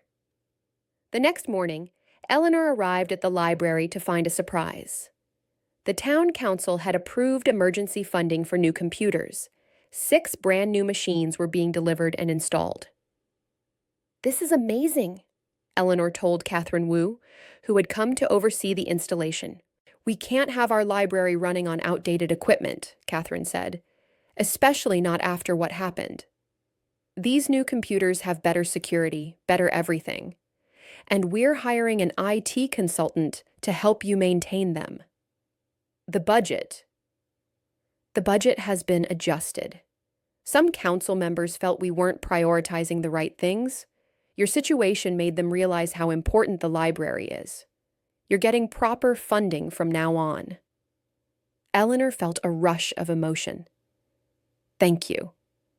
Thank us by keeping this place running for another 20 years. Over the following weeks, life in Maple Hollow slowly returned to normal. The library reopened its public computers with much fanfare. Patrons were cautious at first, worried about security. but Eleanor gave a presentation about the new safety measures, and people relaxed. Margaret organized a welcome back event at the library, with refreshments and a chance for community members to learn about digital security. Over 100 people attended. Eleanor gave a talk about protecting personal information online, using strong passwords, recognizing phishing attempts, being careful about what information you share. It was well received, and afterward, several people asked if she would offer regular workshops on computer security. "I'm a librarian, not a security expert," Eleanor protested. "You're both," Margaret said firmly. "And people need this information. You should teach it." So Eleanor agreed to monthly workshops. She would teach seniors about staying safe online, help them understand the digital world that was increasingly important in their lives. It was a way to use her knowledge without returning to intelligence work. A compromise. Maya Patel attended one of the first workshops with her grandmother. "Are you teaching people how to catch bad guys?" Maya asked. "I'm teaching them how to protect themselves from bad guys," Eleanor said. "That's just as good. You're like a superhero teacher." Eleanor smiled. "I'm not a superhero. My mom says superheroes are just regular people who help others when they need it. That's you." Out of the mouths of children, Eleanor thought. One evening in early December, as snow began to fall on Maple Hollow, Eleanor received an email from David Thornton, her former supervisor at MI5. They had corresponded briefly when the FBI verified her background, but this was the first personal message she had received from him in years. "Eleanor, I heard about your work with the FBI. Well done. I always knew you were one of the best. I'm proud of you for stepping up, despite everything that happened. I know the past weighs heavily on you, but I want you to know that you made a real difference this time. You saved people. You did good work. Don't let the guilt about the drone strike overshadow this achievement. You can't undo the past, but you can keep doing good in the present. That's all any of us can do. I hope you found peace in your new life. You deserve it. Stay well, David." Eleanor read the message several times, tears blurring her vision. David understood. He had been there. He knew what she had been through. She wrote back, "Thank you, David. Your words mean more than you know. I haven't found complete peace. I don't think I ever will. But I'm learning to live with what happened. And yes, helping with this case did feel good. It felt right. Maybe there's a way forward after all. Be well, Eleanor." As December progressed, preparations began for the holiday season. The library put up decorations. The town organized a tree lighting ceremony. There was a sense of joy, of community, of gratitude. People kept thanking Eleanor. She tried to downplay her role, but the town wouldn't let her. She was a local hero, whether she wanted to be or not. On Christmas Eve, Eleanor attended the town's candlelight service at the community church. She wasn't particularly religious, but she went every year because it was a town tradition. The church was packed, every seat filled, candles glowing in the darkness. The minister, Reverend James, gave a sermon about redemption and second chances. "We all carry burdens," he said, "mistakes we've made, things we regret. But the beauty of life is that we can always choose to do better. We can't change the past, but we can shape the future. Every act of kindness, every moment of courage, every choice to help someone in need, these things matter. They add up. They make us who we are." Eleanor felt like he was speaking directly to her. After the service, people mingled outside despite the cold. Eleanor was talking with Margaret when Sheriff Tom Davidson approached. "Eleanor, got a minute?" They stepped aside from the crowd. "I've been thinking about something," Tom said. "The FBI consultant they hired for our computer systems, he's charging the town a fortune and he's not local. Meanwhile, you're here, you clearly know what you're doing, and you care about this community. What are you suggesting?" I'm suggesting that you should be our official cybersecurity consultant. We'd pay you, of course. It would be in addition to your library salary. You could work on your own schedule, but you'd be available to help not just the library, but all town systems, school computers, town hall, emergency services. Eleanor considered this. It was more official involvement, more responsibility. But it was also local, contained, manageable. What does the town council think about this? Catherine Wu loves the idea. So does the rest of the council. They're drafting a proposal to vote on in January. Let me think about it. Take your time. But I hope you'll say yes. We need you, Eleanor. Later that night, sitting in her cottage with Archimedes and a cup of tea, Eleanor thought about Tom's offer. She thought about the past weeks, about the investigation, about the victims she had helped, about the skills she had used. She thought about David's email, about Reverend James's sermon, about Maya Patel calling her a superhero teacher. She thought about who she used to be and who she was now. Maybe she didn't have to choose. Maybe she could be both. Eleanor Price, the librarian who loved books and quiet, and Eleanor Blake, the intelligence analyst who protected people and caught criminals. Maybe the key wasn't to hide one or the other. Maybe it was to integrate them, to accept that both parts were essential to who she was. She opened her laptop and wrote an email to Tom Davidson. Tom, I accept your offer. I'll be the town's cybersecurity consultant. But I have one condition. My role stays low-key. I don't want fanfare or publicity. I just want to do the work and protect our community. If you can agree to that, I'm in. Eleanor. She sent the email and felt a sense of rightness. This was the path forward, not returning to MI5 or joining the FBI, not completely hiding in anonymity, but using her skills to help her community on her own terms. It wasn't redemption. Nothing could fully redeem her past mistake. But it was purpose. It was contribution.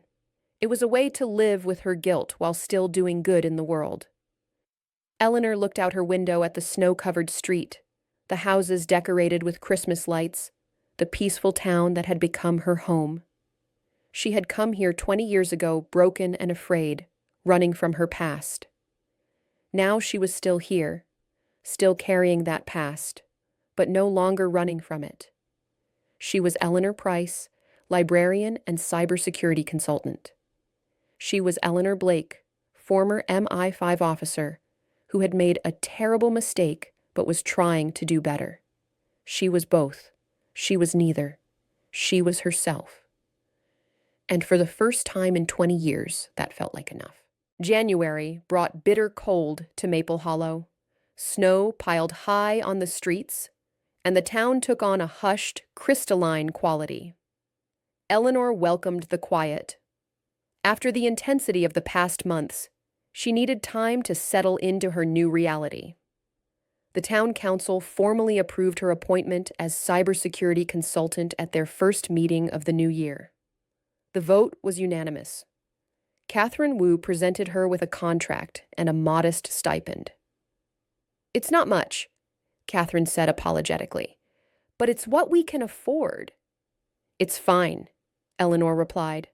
I'm not doing this for the money. She began her new role cautiously, assessing the town's digital infrastructure. It was worse than she expected. The school district's computers were running outdated software. The town hall had minimal firewall protection. Emergency services were using unencrypted communications for non-critical data. Eleanor created a priority list and started working through it systematically. She upgraded security protocols, installed better firewalls, trained staff on digital hygiene. It was tedious work, unglamorous, but necessary. She also continued her monthly workshops at the library.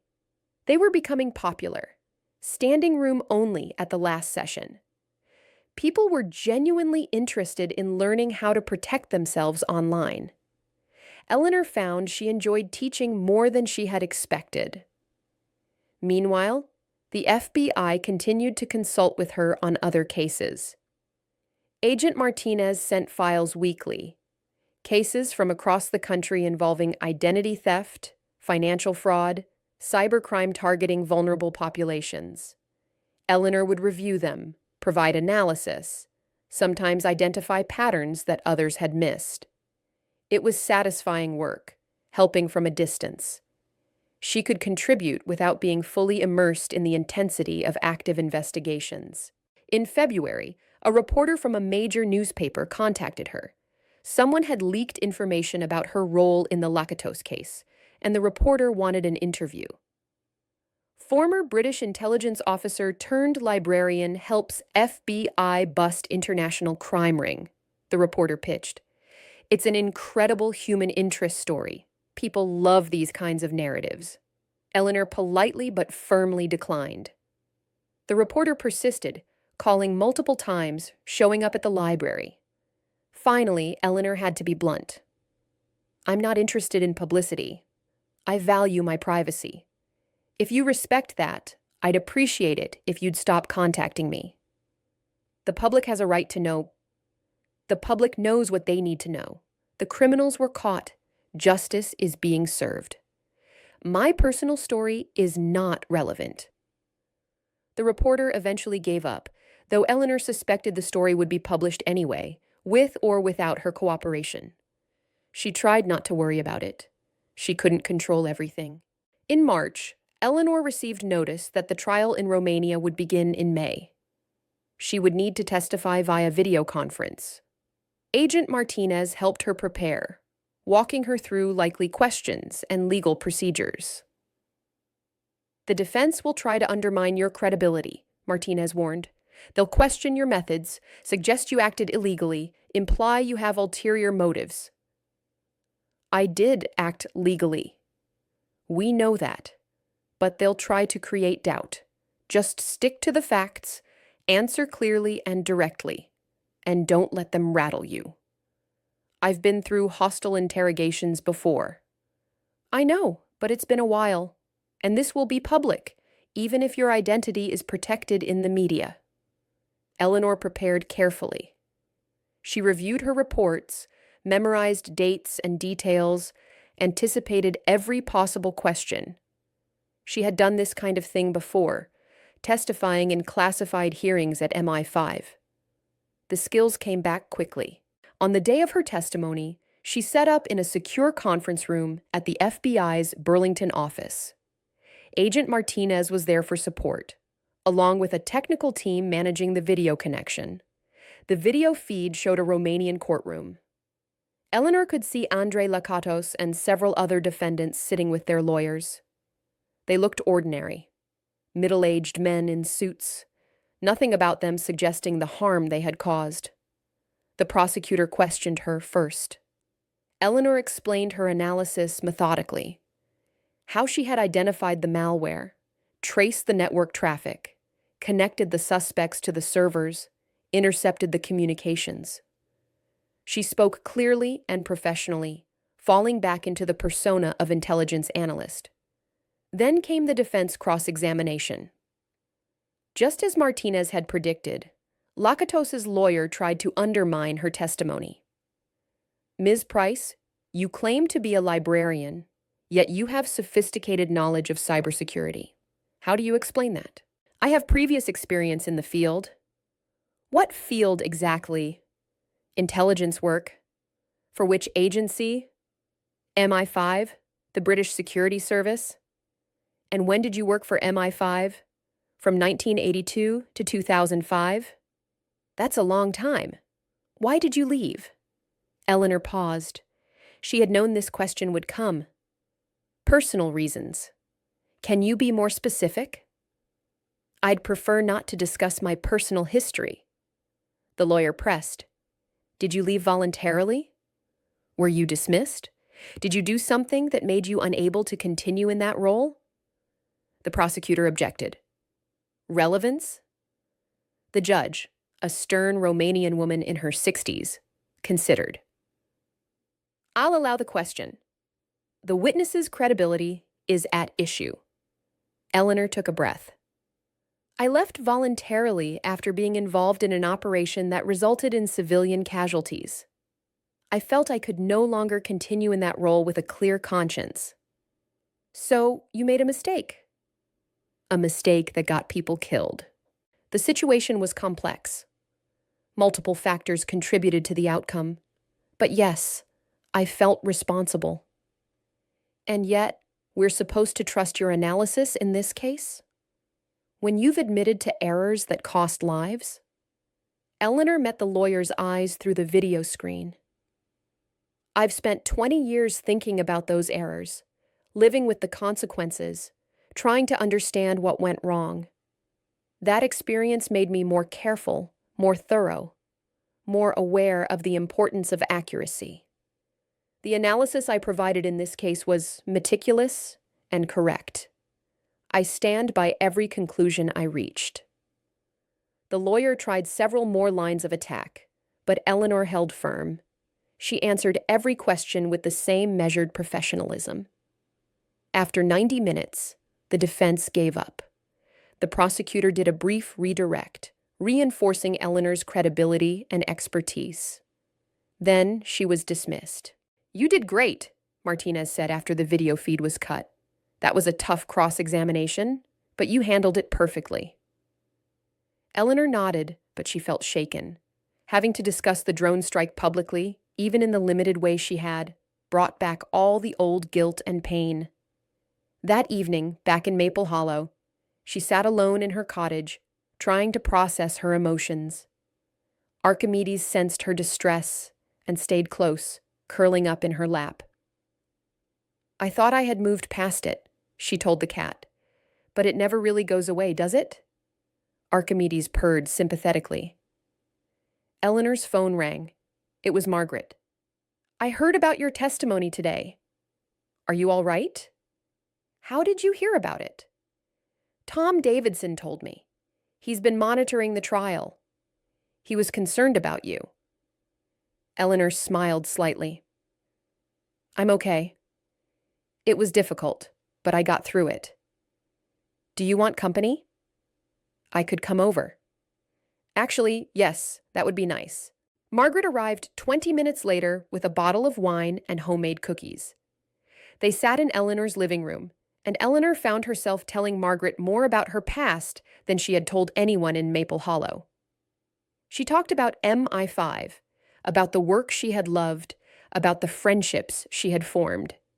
She talked about the pressure, the secrecy, the constant awareness that mistakes could have serious consequences. And finally, she talked about the drone strike. I wrote the tracking algorithm, Eleanor said. The system that identified targets and calculated coordinates. The intelligence team provided the data. They said this compound housed terrorists planning an attack. My algorithm processed that data and marked the target. The drone strike was authorized based on my analysis. But the intelligence was wrong. There were no terrorists, just a family visiting relatives. Margaret listened without interrupting. 4 people died, Eleanor continued, a mother, father, and 2 teenage daughters. Because I trusted the data I was given. Because I didn't question it deeply enough. Because I was too confident in my own work. Did you know the intelligence was wrong? Margaret asked gently. No. If I had known, I never would have confirmed the target. Then it wasn't your fault. You did your job with the information you had. But that's not good enough, Eleanor said. Lives were at stake. I should have been more careful, should have questioned more, should have demanded better evidence. Eleanor, you can't carry the weight of every failure in a complex system. Many people were involved in that decision. You were just one part of it. Tell that to the family who died. Margaret poured more wine. You can't. They're gone. All you can do is try to do better now. And from what I've seen, that's exactly what you've been doing. You helped catch the criminals who were victimizing our neighbors. You're teaching people how to protect themselves. You're using your skills for good. That counts for something." Eleanor wanted to believe her, but the guilt was a constant weight, always there, never fully easing. They talked for hours, and by the time Margaret left, Eleanor felt a little lighter. She couldn't change the past, but maybe she could keep moving forward despite it. The trial in Romania continued for several more weeks. Eleanor didn't testify again, but she followed the proceedings. The evidence was overwhelming. The intercepted communications she had captured proved the defendant's guilt beyond any doubt. In late May, the verdict came, guilty on all counts. Andrei Lakatos was sentenced to 15 years in prison. The other defendants received sentences ranging from 5 to 12 years. Additionally, the Romanian court ordered them to pay restitution to victims. Agent Martinez called Eleanor with the news. "It's over," Martinez said. "We won. Thanks to you." "Thanks to a lot of people," Eleanor corrected. "I was just one part of it. An essential part. You should be proud." After the call, Eleanor sat quietly, processing. It was over. The investigation that had consumed her life for months was finished. The criminals were in prison. The victims would receive restitution. Justice had been served. She felt relief, satisfaction, but also a strange emptiness. What now? Life in Maple Hollow continued its normal rhythm. Summer came, bringing warm weather and tourists who stopped in the small town on their way to larger destinations. The library stayed busy with summer reading programs and community events. Eleanor's workshops continued to be popular. She added new topics: digital privacy, social media safety, recognizing online scams. She found that teaching gave her a sense of purpose beyond the investigation. In July, she received an official commendation from the FBI, presented by Agent Martinez at a small private ceremony in Burlington. The citation praised her exceptional analytical skills and dedication to protecting American citizens. "Frame it and put it on your office wall," Martinez suggested. "I'll keep it in a drawer," Eleanor replied. But she was touched by the recognition. As summer turned to autumn, Eleanor reflected on the past year. She had been forced out of her comfortable routine, pushed into using skills she had thought were buried forever. She had revealed parts of herself she had tried to hide. She had faced her past, at least partially, and she had survived. More than survived, she had thrived. She had made a difference. She had helped people. Maybe Margaret was right. Maybe she couldn't undo the past, but she could keep doing good in the present. Maybe that was enough. One September evening, as Eleanor locked up the library, she noticed Maya Patel waiting outside with her mother. "Miss Eleanor," Maya called out. "Can I ask you something?" "Of course, sweetheart." "My teacher said we should do a project about community heroes. Can I do mine about you?" Eleanor hesitated. "I'm not sure I'm a hero, Maya." "My mom says you are. You stopped bad people from hurting others. That's what heroes do." Eleanor looked at Maya's mother, Priya, who smiled apologetically. "She's very insistent about this." "What would this project involve?" Eleanor asked. "I have to interview my hero and write about why they're important to the community," Maya explained, "and make a poster." Eleanor considered refusing. But Maya was looking at her with such hope and admiration that she couldn't say no. "All right, we can do an interview, but I'm really not that interesting." "Yes, you are," Maya insisted. The next week, Eleanor sat with Maya in the library's children's section, answering questions about her work and her life. She carefully edited her story for a child's ears, focusing on the parts about helping people and staying safe online.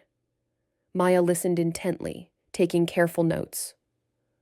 Why did you become a librarian? Maya asked. Because I love books and I love helping people find information, Eleanor said. This was true, if incomplete.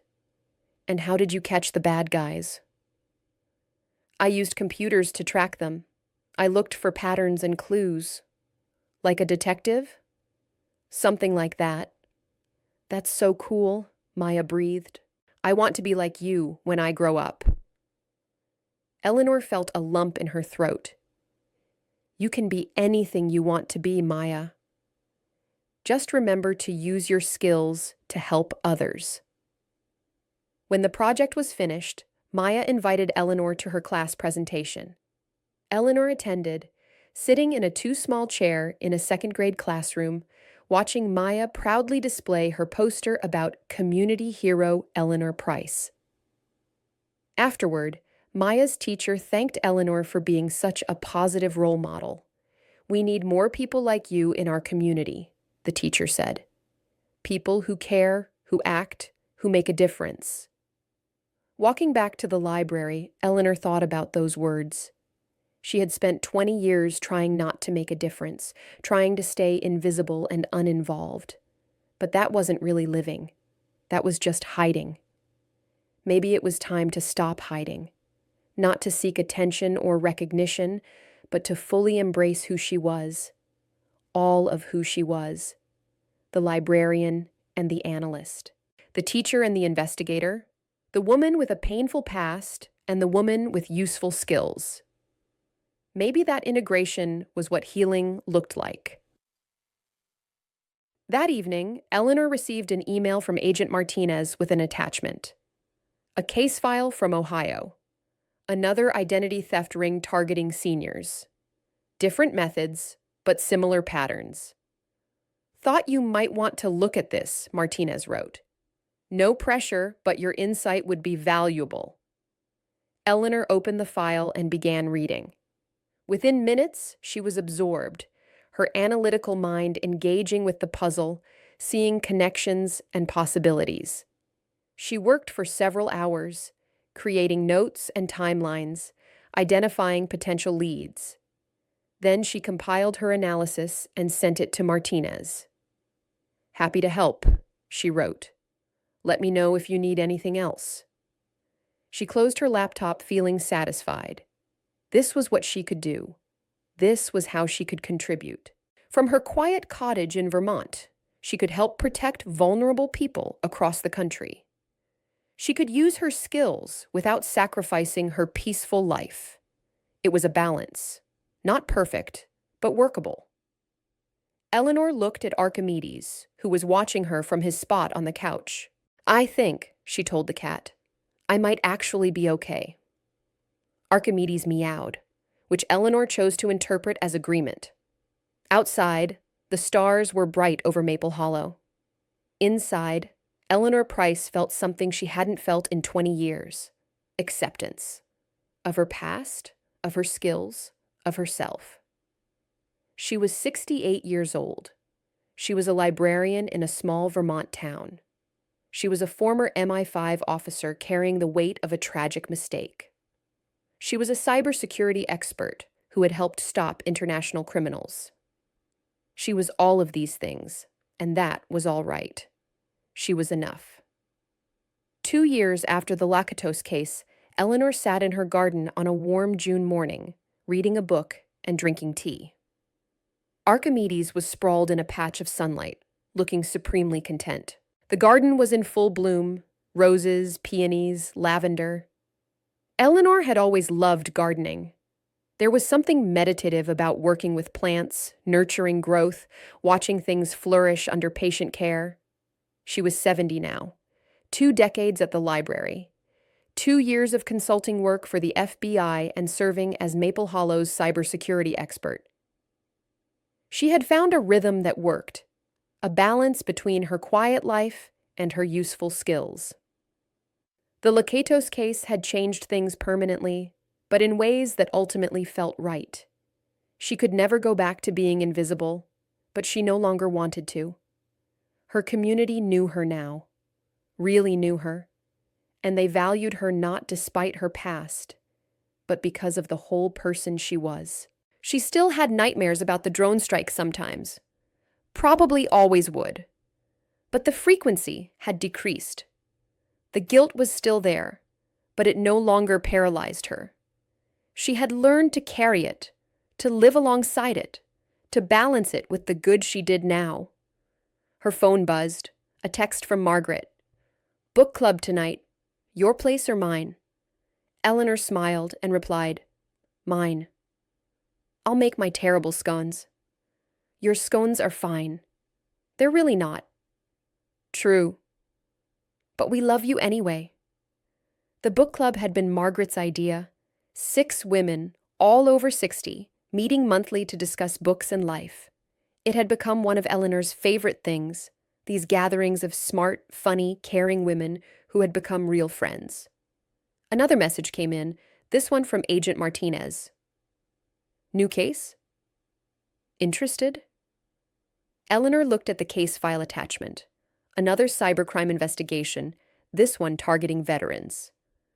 The preliminary information suggested a sophisticated operation. She opened her laptop and began reading.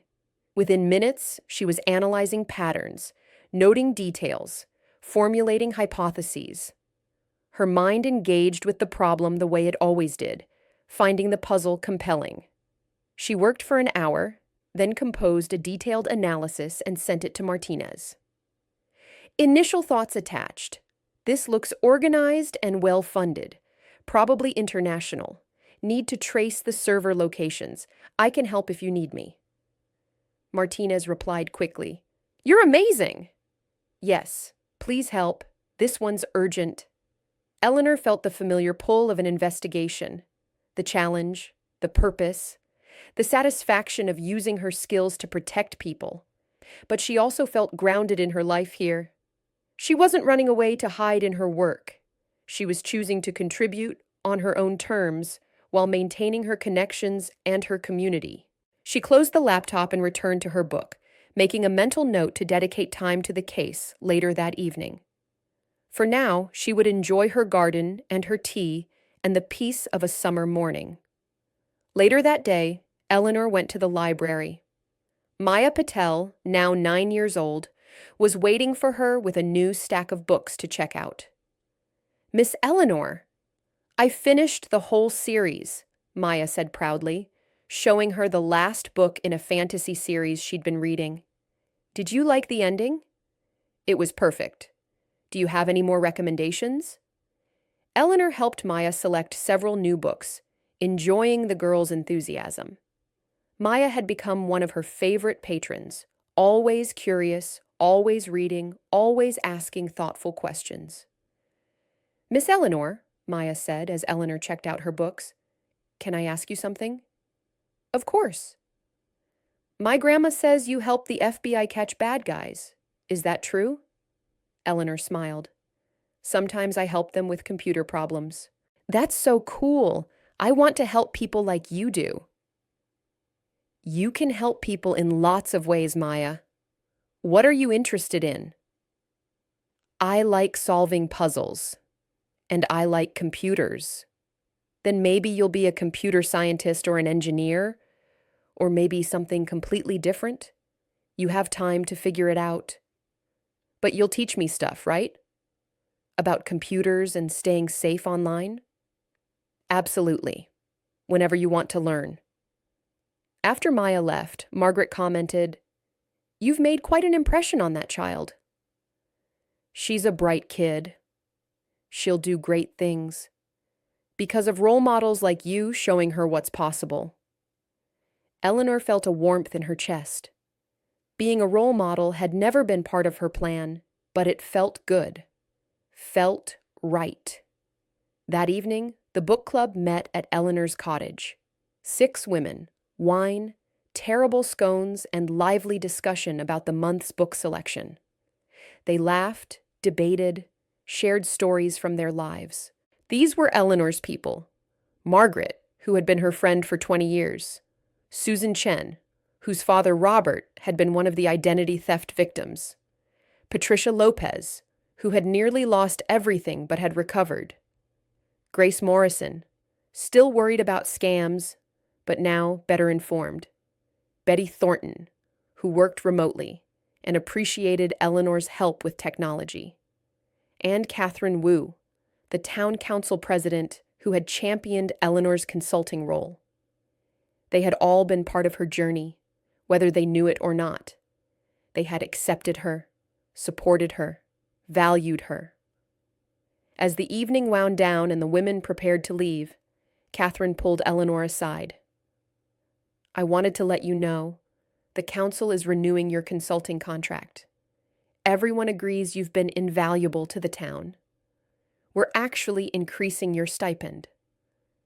That's not necessary. It is. You do important work. You should be compensated fairly. After everyone left, Eleanor cleaned up and settled at her laptop to work on the veterans case. She spent 3 hours analyzing the information, building profiles of suspects, tracing financial flows. She found several promising leads and documented them carefully for Martinez. It was satisfying work, intellectually challenging, morally clear. These were criminals hurting vulnerable people, and she could help stop them. Around midnight, she finally closed the laptop and got ready for bed. Archimedes was already asleep on his favorite blanket. Eleanor scratched his ears gently. Another good day, she told him. As she lay in bed, Eleanor thought about the arc of her life. The brilliant young analyst at MI5, the devastating mistake, the flight to America, the 20 years of hiding, the forced emergence from anonymity, the return to purpose. It wasn't a straight line. It wasn't a neat redemption arc. It was messy and complicated and imperfect, but it was hers. Her story, her choices, her attempt to do better, to be better, to use her skills for good, even while carrying the weight of past failures. She thought about the 4 people who died in the drone strike. She would always think about them. Their deaths would always be a sorrow she carried. But she could honor them by doing good work now, by protecting others, by being the person she wished she had been then. Maybe that was the best anyone could do. Acknowledge their mistakes, carry their regrets, but keep moving forward anyway. Keep trying, keep helping, keep growing. Eleanor drifted off to sleep, peaceful despite her complicated past, hopeful despite the challenges ahead. She was Eleanor Price. She was Eleanor Blake. She was a librarian, a teacher, a consultant, a friend, a community member, a former intelligence officer, a woman with regrets and skills and purpose. She was enough. 5 years later, Eleanor Price stood at the podium in the Maple Hollow Library's community room, looking out at the crowd gathered for the library's 125th anniversary celebration. At 73, she was preparing to retire as library director, though she would continue her cybersecurity consulting work. 25 years ago, she began. I came to this town looking for a quiet life, a place to hide, if I'm being honest. I wanted to disappear, to be no one special, to live a simple existence. She paused, scanning the familiar faces. Tom Davidson, now retired from the sheriff's department. Margaret, who had become like a sister to her. Maya Patel, now 14 and already taking college-level computer science courses. So many people who had become her family. What I found instead, Eleanor continued, was a community that wouldn't let me hide. That needed me to be more than I thought I could be. That challenged me to use skills I had tried to bury.